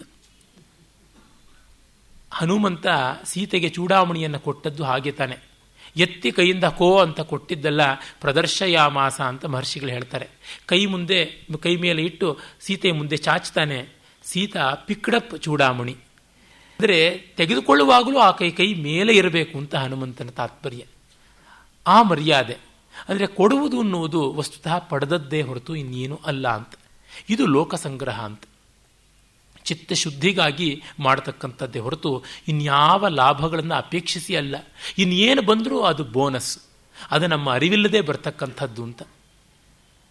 ಇಲ್ಲಿ ನೇಹಾಭಿಕ್ರಮನಾಶೋಸ್ತಿ ಪ್ರತ್ಯವಾಯೋ ನ ವಿದ್ಯತೆ ಸ್ವಲ್ಪಮಪ್ಯಸ್ಯ ಧರ್ಮಸ್ಯ ತ್ರಾಯತೆ ಮಹತೋ ಭಯಾತ್ ಅನ್ನುವ ಮಾತನ್ನು ಹೇಳ್ತಾನೆ. ನನಗೆ ಆ ಕೊನೆಯ ಸಾಲಂತೂ ಬಹಳ ಬಹಳ ಪ್ರಿಯವಾದದ್ದು. ಸ್ವಲ್ಪಮಪ್ಯಸ್ಯ ಧರ್ಮಸ್ಯ ತ್ರಾಯತೆ ಮಹತೋ ಭಯಾತ್. ಇಲ್ಲಿ ಕರ್ಮಯೋಗ ನಿರ್ಲೇಪ ಕರ್ಮ ಅಂತ ಯಾವುದಿದೆ ಅದನ್ನು ಎಷ್ಟು ಮಾಡಿದ್ರೂ ಫಲ ಕೊಡುತ್ತೆ ಅಂತ. ಅಭಿಕ್ರಮ ನಾಶೋಸ್ತಿ ಅಂದರೆ ಸ್ವಲ್ಪ ಮಾಡಿಬಿಟ್ಟು ಬಿಟ್ಟುಬಿಟ್ರೆ ಅದು ಹೊರಟೋಗ್ಬಿಡುತ್ತೆ ಅನ್ನುವಂಥದ್ದಿಲ್ಲ. ಎಕ್ಸಾಮಿನೇಷನ್ನಲ್ಲಿ ಎಷ್ಟು ಮಾಡಿದ್ರೂ ಕೂಡ ಅಷ್ಟು ಫಲದಾಯಕ ಆಗುತ್ತದೆ ಅಂತ. ಮುಂದಿನ ವರ್ಷಕ್ಕೆ ಅದು ಪೈಲಪ್ ಆಗ್ತಾ ಹೋಗುತ್ತದೆ ಅಂತ. ಬ್ಯಾಂಕ್ನಲ್ಲಿ ನೀವು 6 ತಿಂಗಳಿಟ್ಟರೆ 6 ತಿಂಗಳಿಗೆ ಬಡ್ಡಿ ಕೊಡ್ತಾರೆ, 3 ತಿಂಗಳಿಟ್ಟರೆ 3 ತಿಂಗಳಿಗೆ ಬಡ್ಡಿ ಕೊಡ್ತಾರೆ. ಇಷ್ಟು ತಿಂಗಳಿಗೆ ಇಟ್ಟರೆ ಬಡ್ಡಿ ಕೊಡುವಂಥದ್ದು ಅಂತ ಇಲ್ಲ ಅನ್ನುವ ಸ್ಕೀಮ್ಗಳಿರ್ತವಲ್ಲ, ಆ ರೀತಿಯಾದದ್ದು. ಮತ್ತು ಮುಗಿಸದಿದ್ದರೆ ಕೂಡ ವ್ಯರ್ಥವಾಗುವುದಿಲ್ಲ. ಯಾಕೆ? ಸ್ವಲ್ಪಮಪ್ಯಸ್ಯ ಧರ್ಮಸ್ಯ ತ್ರಾಯತೆ ಮಹತೋ ಭಯಾತ್. ಸ್ವಲ್ಪ ಧರ್ಮ ಮಾಡಿದರೂ ಅದು ತುಂಬ ದೊಡ್ಡದಾಗಿ ನಮ್ಮನ್ನು ಕಾಪಾಡುತ್ತದೆ ಅಂತ. ಇದು ನಾವೆಲ್ಲ ಲೋಕಸಾಮಾನ್ಯರಿಗೂ ನಮಗೆಲ್ಲ ತುಂಬ ಭರವಸೆ ಕೊಡ್ತಕ್ಕಂಥದ್ದು. ಎಷ್ಟೊಂದು ಒಳ್ಳೆಯದು ಮಾಡಿದ್ರೂ ಕೂಡ ಮಾರ್ಗಸ್ಥೋ ನಾವಸೀದತಿ, ದಾರಿಯಲ್ಲಿ ಬಿದ್ದವನು ಗುರಿನ ಕಾಣ್ತಾನೆ, ಹೇಗಾದರೂ ಬಚಾವಾಗ್ತಾನೆ ಅಂತಂತೀವಲ್ಲ, ಆ ಭರವಸೆಯನ್ನು ಸ್ವಾಮಿ ಕೊಟ್ಟಿದ್ದಾನೆ. ಆ ಸಂದರ್ಭದಲ್ಲಿ ಕರ್ಮಯೋಗ ಕೂಡ ಮೋಕ್ಷ ಮಾರ್ಗವೇ ಆಗುತ್ತದೆ ಎಂದರೆ ನಿರ್ಲೇಪ ಕರ್ಮ. ಇದು ಜ್ಞಾನದ ಕೇವಲ ಜ್ಞಾನಕ್ಕೆ ಅರ್ಹತೆಯನ್ನು ತಂದುಕೊಟ್ಟು ಪರಂಪರೆಯಿಂದ ಮೋಕ್ಷವನ್ನು ಉಂಟು ಮಾಡುತ್ತೆ ಅಂತ. ಪರಂಪರೆ ಅಂತಂದರೆ ಚಿತ್ತಶುದ್ಧಿಯ ಮೂಲಕವಾಗಿ ಅನ್ನುವಂಥದ್ದು. ಕರ್ಮಯೋಗದ ಅನುಷ್ಠಾನ ನಿಷ್ಫಲ ಆಗುವುದಕ್ಕೆ ಸಾಧ್ಯ ಇಲ್ಲ. ಎಷ್ಟು ಕಡಿಮೆ ಮಾಡಿದ್ರೂ ಚಿತ್ತ ಸಂಸ್ಕಾರಕವಾಗಿ ಅದು ಪ್ರಯೋಜನವನ್ನು ಕೊಟ್ಟೇ ಕೊಡುತ್ತದೆ. ಎಷ್ಟು ದೊಡ್ಡ ಹಂಡೆಯಲ್ಲೂ ಸ್ವಲ್ಪ ಹಾಲು ಹಾಕಿದ್ರೂ ಆ ನೀರಿಗೆ ಬಣ್ಣ ಒಂಚೂರು ಬದಲಾಗುತ್ತೆ. ಹಾಗಾಗಿ ಪರಿಣಾಮವನ್ನು ಉಂಟು ಮಾಡಿಯೇ ಮಾಡುತ್ತದೆ. ಅದರಿಂದ ನಾವು ನಮ್ಮ ಕೆಲಸದಿಂದ ವಿಮುಖರಾಗಬಾರದು. ಇದು ಫಲವನ್ನು ಕೊಡಲಿಲ್ವಲ್ಲ ಅಂತ ಅಂದ್ಕೋಬಾರ್ದು. ವಿಜ್ಞಾನದಲ್ಲಿ ಕೆಲವೊಮ್ಮೆ ನಾವು ಹೇಳ್ತೀವಿ ಇನರ್ಷಿಯಾ ಅಂದರೆ ವಸ್ತುವಿನ ಜಡಭಾರ ಅಂತ ಯಾವುದಿದೆ ಅದನ್ನು ಮೀರುವುದಕ್ಕಾಗಿ ಒಂದಷ್ಟು ಶಕ್ತಿಯನ್ನು ಅದಕ್ಕೆ ತುಂಬಿಕೊಡಬೇಕು. We have to apply power to overcome inertia force. ಆಮೇಲೆ ಆ ಇನರ್ಷಿಯಾ ಮೀರಿದ ಮೇಲೆ ಆ ವಸ್ತು ಚಲಿಸುತ್ತೆ. ನೋಡುವುದಕ್ಕೆ ನಮಗೆ ಅದೇನು ಚಲಿಸಿಲ್ಲ, ಅಲ್ಲಾಡಿಲ್ಲ ಅಂತ. ಆದರೆ ಒಳಗೆ ಅದು ಅಲ್ಲಾಡುವುದಕ್ಕೆ ಬೇಕಾಗಿರ್ತಕ್ಕಂಥ ಎಲ್ಲ ಕೆಲಸವೂ ನಡೀತಾನೇ ಇದೆ ಅನ್ನೋದು ಗೋಚರವಾಗುತ್ತದೆ. ಆ ಬ್ರಹ್ಮಾಂಡ ವ್ಯವಸ್ಥೆಯಲ್ಲಿ ಅಂಥದ್ದೆಲ್ಲ ಇದೆ, ನಡೀತಾ ಇರುತ್ತದೆ ಅಂತ ಗೋಚರವಾಗುತ್ತೆ. ಬೀಜ ಬಿತ್ತಿದ್ದೀವಿ, ಮೊಳಕೆ ಎದ್ದಿಲ್ಲ ಅಂದರೆ ಆ ಬೀಜ ನೀರನ್ನು ಹೀರಿಕೊಂಡು ದೊಡ್ಡದಾಗಿ ಮೊಳಕೆ ಎದ್ದು ಸಿಪ್ಪೆ ಕಳಚಿಕೊಂಡು ಭೂಮಿಯನ್ನು ಭೇದಿಸಿ ಮೇಲೆ ಬರುತ್ತಲ್ಲ, ಹಾಗಿರ್ತಕ್ಕಂಥದ್ದು ಅನ್ನೋದು ಗೊತ್ತಾಗುತ್ತದೆ. ಮತ್ತು ಈ ಸಾಂಖ್ಯ ಯೋಗ ಇಲ್ಲಿವರೆಗೂ ಹೇಳಿದ್ದಿದೆಯಲ್ಲ ಅದು ಜ್ಞಾನಾತ್ಮಕವಾದದ್ದು ಅಂತ ಅದನ್ನು ಭಗವದ್ ರಾಮಾನುಜಾಚಾರ್ಯರು ಅವರ ಗೀತಾ ಭಾಷ್ಯದಲ್ಲಿ ಹೇಳ್ತಾರೆ. ಬುದ್ಧಿಯ ಅವಧಾರಣೀಯಂ ಆತ್ಮತತ್ವಂ ಸಾಂಖ್ಯಂ ಅಂತ. ಅದೇ ಥರ ಆಚಾರ್ಯ ಮಧ್ವರು ಕೂಡ ಹೇಳ್ತಾರೆ, ಶುದ್ಧಾತ್ಮ ತತ್ವ ವಿಜ್ಞಾನಂ ಸಾಂಖ್ಯಮಿತ್ಯಭಿಧೀಯತೆ. ಕೇವಲಾತ್ಮಜ್ಞಾನವನ್ನು ಸಾಂಖ್ಯ ಅಂತ ಕರೀತಾರೆ, ಅದು ಕಾಪಿಲ ದರ್ಶನ ಅನ್ನುವುದು ಅಲ್ಲ ಅಂತ. ಹೀಗೆ ಎಲ್ಲ ಆಚಾರ್ಯರುಗಳು ಕೂಡ ಅದಕ್ಕೆ ಒಪ್ಪಿಗೆಯನ್ನು ಕೊಟ್ಟಿದ್ದಾರೆ. ಮತ್ತೆ ಬಹಳ ಸೊಗಸಾದ ಒಂದು ಮಾತು ಹೇಳ್ತಾನೆ, ವ್ಯವಸಾಯಾತ್ಮಿಕ ಬುದ್ಧಿ ಏಕೇಹ ಕುರುನಂದನ ಬಹುಶಾಖ ಹ್ಯನಂತಾಶ್ಚ ಬುದ್ಧಯ ಅವ್ಯವಸಾಯಿನಾಮ್ ಅಂತ. ಅಂದರೆ ಸಾಧನೆಗೆ ನೆಲೆ ನಿಂತ ವ್ಯಕ್ತಿ ಸುಮ್ಮನೆ ದಿಕ್ಕಾಪಾಲಾಗುವುದಿಲ್ಲ, ಅಂದರೆ ಹೆಪಜಾರ್ಡ್ ಆಗಿ ಸ್ಕ್ಯಾಟರ್ಡ್ ಆಗಿ ಆಗುವಂಥದ್ದಲ್ಲ, ಚೆಲ್ಲಾಪಿಲ್ಲಿ ಆಗೋದಿಲ್ಲ, ಸುಸ್ಥಿರವಾಗಿ ಇರ್ತಾನೆ, ವ್ಯವಸ್ಥಿತವಾಗಿರುತ್ತೆ ಅಂತ. ಅಂದರೆ ತಮಿಳಿನಲ್ಲಿ ಒಂದು ಗಾದೆ ಇದೆ, ನಾಯಿ ವಾಯ ಎರ್ಚಾಪೋಲೆ ಅಂತ. ನಾಯಿ 10 ಪದಾರ್ಥಗಳನ್ನು ನೆಕ್ಬಿಟ್ಟು ಮೈಲಿಗೆ ಮಾಡಿಬಿಡುತ್ತೆ, ನಾವು ತಿನ್ನೋಂಗಿಲ್ಲ, ಅದು ಪೂರ್ತಿ ತಿನ್ನೋದಿಲ್ಲ ಅಂತ. ಹಾಗಲ್ಲದೆ ಒಂದೋ ಎರಡೋ ಚೆನ್ನಾಗಿ ನೋಡ್ಕೊಳ್ಬೇಕಾದಿರುತ್ತೆ ಅಂತ. ನನಗೆ ನೆನಪಿಗೆ ಬರುತ್ತೆ, ನಮ್ಮ ಮನೆ ಹತ್ರ ಒಬ್ಬ ಮುಸ್ಲಿಂ ಬಾಂಧವರಿದ್ದರು, ಬಹಳ ಒಳ್ಳೆಯವರು, ತುಂಬ ಪ್ರೀತಿಪಾತ್ರರಾಗಿ ನಮಗಿದ್ದರು. ಅವ್ರ ಮನೆಯಲ್ಲಿ ನಾನಿಮಾ ಅಂತ ಒಬ್ಬ ವೃದ್ಧೆ, ಬಹಳ ಒಳ್ಳೆಯ ಸಜ್ಜನಿಕೆಯ ವ್ಯಕ್ತಿ ಆಕೆ. ಅವ್ರ ಮನೆಯಲ್ಲಿ ಟೀ ಮಾಡಿದ್ರೆ ಅಜ್ಜಿನೇ ಮಾಡ್ತಾ ಇದ್ದಿದ್ದು. ನಾವು ಆ ಟೀನ ಮಾತ್ರ ಕುಡಿಯೋದಕ್ಕೆ ತುಂಬ ಕಷ್ಟಪಡ್ತಾ ಇದ್ವಿ, ಬೇಡ ಅಂತಂತಿದ್ವಿ. ನೀವು ಟೀ ಮಾಡಿ ನಮಗೆ ಕೊಡಿ, ಆದರೆ ನೀವು ಟೀನ ಕಪ್ಪಲ್ಲಿ ಸರ್ವ್ ಮಾಡಬೇಡಿ ಅಂತ. ಯಾಕೆ ಅಂತಂದರೆ ಆ ಅಜ್ಜಿ ಎಲ್ಲ ಕಪ್ಪುಗಳಿಗೂ ಟೀನ ಸುರಿದು ಬಿಟ್ಟ ಮೇಲೆ ಪ್ರತಿ ಕಪ್ಪನ್ನು ಟೇಸ್ಟ್ ನೋಡಿ ಅಚ್ಚಿ ಹೈ ಅಚ್ಚಿ ಹೈ ಅಚ್ಚಿ ಹೈ ಅಂತಿಡೋರು.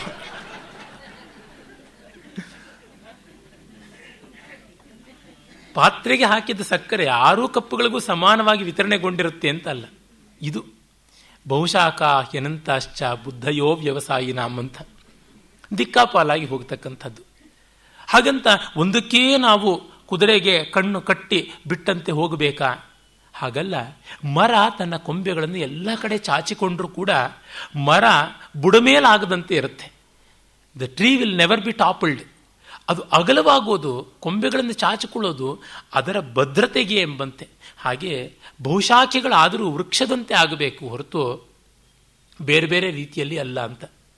ನನ್ನ ಸ್ನೇಹಿತರೊಬ್ಬರಿದ್ದಾರೆ, ಅವರು ಅಮೆರಿಕಾದಿಂದ ಬಂದರು, ಸಾಫ್ಟ್ವೇರ್ ಇಂಜಿನಿಯರು. ಒಂದಷ್ಟು ದಿವಸ ಯಕ್ಷಗಾನಕ್ಕೆ ಮಣ್ಣೊತ್ತರು, ಒಂದಷ್ಟು ದಿವಸ ಸಂಗೀತಕ್ಕೆ ಮಣ್ಣೊತ್ತರು, ಇನ್ನೊಂದಷ್ಟು ದಿವಸ ಯೋಗಕ್ಕೆ. ಅಲ್ಲಿ ತರತರಾವರಿ ಯೋಗಗಳು ಎಲ್ಲದಕ್ಕೂ, ಪ್ರತಿಯೊಂದಕ್ಕೂ. ಕಡೆಗೆ ಅವರ ಅಣ್ಣ ಏಕದೀಕ್ಷೆಯಿಂದ ಮಾಡ್ತಾ ಇದ್ದಿದ್ದು ಒಂದನ್ನೇ. ಆ ಒಂದರೊಳಗೆ ಅವರ ಸರ್ವಸ್ವವನ್ನು ಕಂಡರು. ಇವರು ಹಾಗಾಗಲಿಲ್ಲ. ಏನಂತ ಹೇಳ್ತಾರೆ, ಮೀಸೆ ಜಟ್ಟಿ ಬಿದ್ದರೂ ಮಣ್ಣಾಗಲಿಲ್ಲ ಅಂತ ಗಾದೆ ಇದೆಯಲ್ಲ, ಹಾಗೆ ಅವೆಲ್ಲ ಏನು ಅಂತ ಗೊತ್ತಾಯ್ತು ಅಂತ. ಸರಿ, ನಿಮಗೆ ನೀವೇನು ಅಂತ ಗೊತ್ತಾಯ್ತಾ? ಒಂದು ಕಥೆ ಉಂಟು. ಒಬ್ಬ ಅಣ್ಣ ಬಹಳ ದೇವರ ಪೂಜೆ ಮಾಡ್ತಾ ಇದ್ದವನು. ಮನೆಯಲ್ಲಿ ತಮ್ಮ ಒಮ್ಮೆ, ಅವನು ಬಡವ ಪಾಪ, ಅಣ್ಣನನ್ನು ನೋಡೋದಕ್ಕೆ ಅಂತ ಬಂದ. ಅಣ್ಣನ ಮನೆಗೆ ಬಂದಾಗ ಅತ್ತಿಗೆ ಹೇಳಿದ್ರು, ಅಪ್ಪ ಅವರೀಗ ವಿಷ್ಣುವಿನ ಪೂಜೆ ಮಾಡ್ತಾ ಇದ್ದಾರೆ, ಸುಮ್ಮನೆ ಇರು ಅಂತ. ಆಯಿತು ಅಂತ ಅಲ್ಲೇ ನಿಂತಿದ್ದ. ಮತ್ತೆ ಈಗ ಇನ್ನೊಂದು ಸ್ವಲ್ಪ ಹೊತ್ತಾದ್ಮೇಲೆ ಅತ್ತಿಗೆ ಏನು ಕೇಳ್ದ, ಏನು ಮಾಡ್ತಾ ಇದ್ದಾರೆ ಅಂತ. ಈಗ ಅವರು ಶಿವನ ಪೂಜೆ ಮಾಡ್ತಾ ಇದ್ದಾರೆ, ಆಮೇಲೆ ದೇವಿ ಪೂಜೆ ಮಾಡ್ತಾ ಇದ್ದಾರೆ, ಗಣಪತಿ ಪೂಜೆ. ಎಲ್ಲರೂ ಕೂಡ ಬೀಚಿಯವರು ಹೇಳ್ತಾರಲ್ಲ, ಅವರ ಸೋದರತ್ತೆ ರಿಂದತ್ತೆ ಇದ್ದರಂತೆ. ಅವರು ಶ್ರೀಹರಿ ಸರ್ವೋತ್ತಮನಿಂದ ಮೊದಲುಗೊಂಡು ಸಾಯಿಬಾಬಾ ಅವರಿಗೆ ಎಲ್ಲರ ಫೋಟೋಗಳನ್ನು ಹಾಕ್ಕೊಂಡಿದ್ರಂತೆ. ಅವರ ಪೂಜಾಗೃಹದಲ್ಲಿ ಡಯಾಗನಲ್ ಆಕಾರದಲ್ಲಿ ತಾರತಮ್ಯದ ಪ್ರಕಾರವಾಗಿ ಯಾವ ದೇವರುಗಳಿಗೂ ತಮ್ಮ ಸ್ಥಾನಮಾನ ಎಲ್ಲಿ ಅನ್ನೋದ್ರ ಬಗ್ಗೆ ಕನ್ಫ್ಯೂಷನ್ ಆದರೆ ಒಮ್ಮೆ ರಿಂದತ್ತೆ ರೂಮಿಗೆ ಬಂದುಬಿಟ್ಟು ನೋಡಿದ್ರೆ ಸಾಕು, ತಾವು ಎಲ್ಲಿದ್ದೀವಿ ಅಂತ ಗೊತ್ತಾಗ್ಬಿಡ್ತಾ ಇತ್ತು, ನೆಮ್ಮದಿಯಾಗಿರ್ತಾ ಇದ್ರು ಅಂತ. ಹಾಗೆ ತಮ್ಮ ಎಲ್ಲ ದೇವರುಗಳ ಪೂಜೆಯನ್ನು ಅಣ್ಣ ಮಾಡ್ತಾ ಇರೋದನ್ನು ಕೇಳಿಕೊಂಡ. ಆಮೇಲೆ ಅಂತೂ ಮುಗೀತು ಮಂಗಳಾರತಿ. ಅನ್ನದೇವರ ಮುಂದೆ ಅನ್ಯ ದೇವರು ಉಂಟೆ. ಬಂದರು, ಅಣ್ಣ ದೇವರು ಬಂದರು. ಬಂದಾಗ ಏನಯ್ಯ ಏನು ಬಂದಿದ್ದು ಅಂತಂದು ಹೊರಗಡೆ ನೋಡ್ತಾನೆ, ತಮ್ಮ ಒಂದು 15-20 ಗುಂಡಿಗಳು ಅಗದಿದ್ದಾನೆ. ಯಾಕೆ ಇದು ಅಂದರೆ, ಬಾಯಾರಿಕೆ ಆಗ್ತಾ ಇತ್ತು, ಒಂದು ಬಾವಿ ಅಗಿಯೋಣ ಅಂತ ಬಂದೆ ಅಂತ. ಅಯ್ಯೋ ಪೆದ್ದ, ಒಂದು ಕಡೆ ಅಗಿಬಾರ್ದಾಗಿತ್ತ ಅಂತ. ನೀನು ಒಬ್ಬ ದೇವರಿಗೆ ಪೂಜೆ ಮಾಡಿದರೆ ಮೋಕ್ಷ ಸಿಗ್ತಾ ಇರಲಿಲ್ಲ, ಎಷ್ಟು ಅಗಿಬೇಕಾಗಿತ್ತೆ ಅಂತ ಕೇಳ್ದ ಅಂತ. ಅಂದರೆ ಅನೇಕ ದೇವತೆಗಳ ಪೂಜೆ ತಪ್ಪು ಅಂತಲ್ಲ, ಉದ್ದೇಶವನ್ನು ಮರೆತಾಗ ತಪ್ಪಾಗುತ್ತವೆ ಅಂತ. ಇದು ನಾವು ಔಚಿತ್ಯವನ್ನು ಗಮನಿಸಿಕೊಂಡು ಮಾಡಬೇಕಾದದ್ದು. ಅದನ್ನು ಕೃಷ್ಣ ಹೇಳ್ತಾ ಇದ್ದಾನೆ. ವ್ಯವಸಾಯಾತ್ಮಕವಾದಂಥ ಬುದ್ಧಿ ಅನ್ನೋದು ನಮಗೆ ತುಂಬ ತುಂಬ ಮುಖ್ಯವಾದದ್ದು ಅಂತ. ಆಮೇಲೆ ವೇದಗಳ ಬಗೆಗೆ ಸೊಗಸಾದ ವಿಶ್ಲೇಷಣೆ ಇದೆ. ಎಲ್ಲಿವರೆಗೆ ಅಂತಂದರೆ, ನಮ್ಮಲ್ಲಿ ತುಂಬ ಜನ ಸನಾತನ ಧರ್ಮ ವೇದಕ್ಕೆ ತೆತ್ತುಕೊಂಡು ವೇದಕ್ಕೆ ಬದ್ಧವಾಗಿ ಹಾಳಾಗಿದೆ, ಬೇರೆಯವ್ರನ್ನೂ ಹಾಳು ಮಾಡಿದೆ, ಹೀಗಾಗಿ ವೇದ ವಿರುದ್ಧವಾಗಿ ವರ್ತಿಸುವುದೇನೆ ನಿಜವಾದ ಅಭಿವೃದ್ಧಿ ಅಂತ. ಅವರಿಗೆ ಗೊತ್ತಿಲ್ಲ ಕೃಷ್ಣನೇ ವೇದವನ್ನು ಎಷ್ಟರ ಮಟ್ಟಿಗೆ ಆಕ್ಷೇಪ ಮಾಡ್ಬೋದು ಅಷ್ಟರ ಮಟ್ಟಿಗೂ ಮಾಡಿದ್ದಾನೆ. ಅದಕ್ಕಿಂತ ಹೆಚ್ಚಾದದ್ದನ್ನು ಯಾರೂ ಕ್ವಾಲಿಟೇಟಿವ್ ಆಗಿ ಮಾಡೋಕ್ಕೆ ಸಾಧ್ಯ ಇಲ್ಲ. ಬೈಗಳಿಲ್ಲದೆ ಕ್ರಿಟಿಕಲ್ ಆಗಿ ನೋಡುವಂಥದ್ದು ಅಂತ ಏನಿದೆ, ವಸ್ತುನಿಷ್ಠವಾಗಿ ವೇದವನ್ನು ನಿರ್ಮಮವಾಗಿ ವಿಮರ್ಶನೆ ಮಾಡುವುದು ಕೃಷ್ಣನಿಗಿಂತ ಮಿಗಿಲಾಗಿ ಯಾರೂ ಮಾಡಿಲ್ಲ. ಆ ಭಾಗಗಳನ್ನು ನಾವು ನಾಳೆ ನೋಡೋಣ. ನಮಸ್ಕಾರ.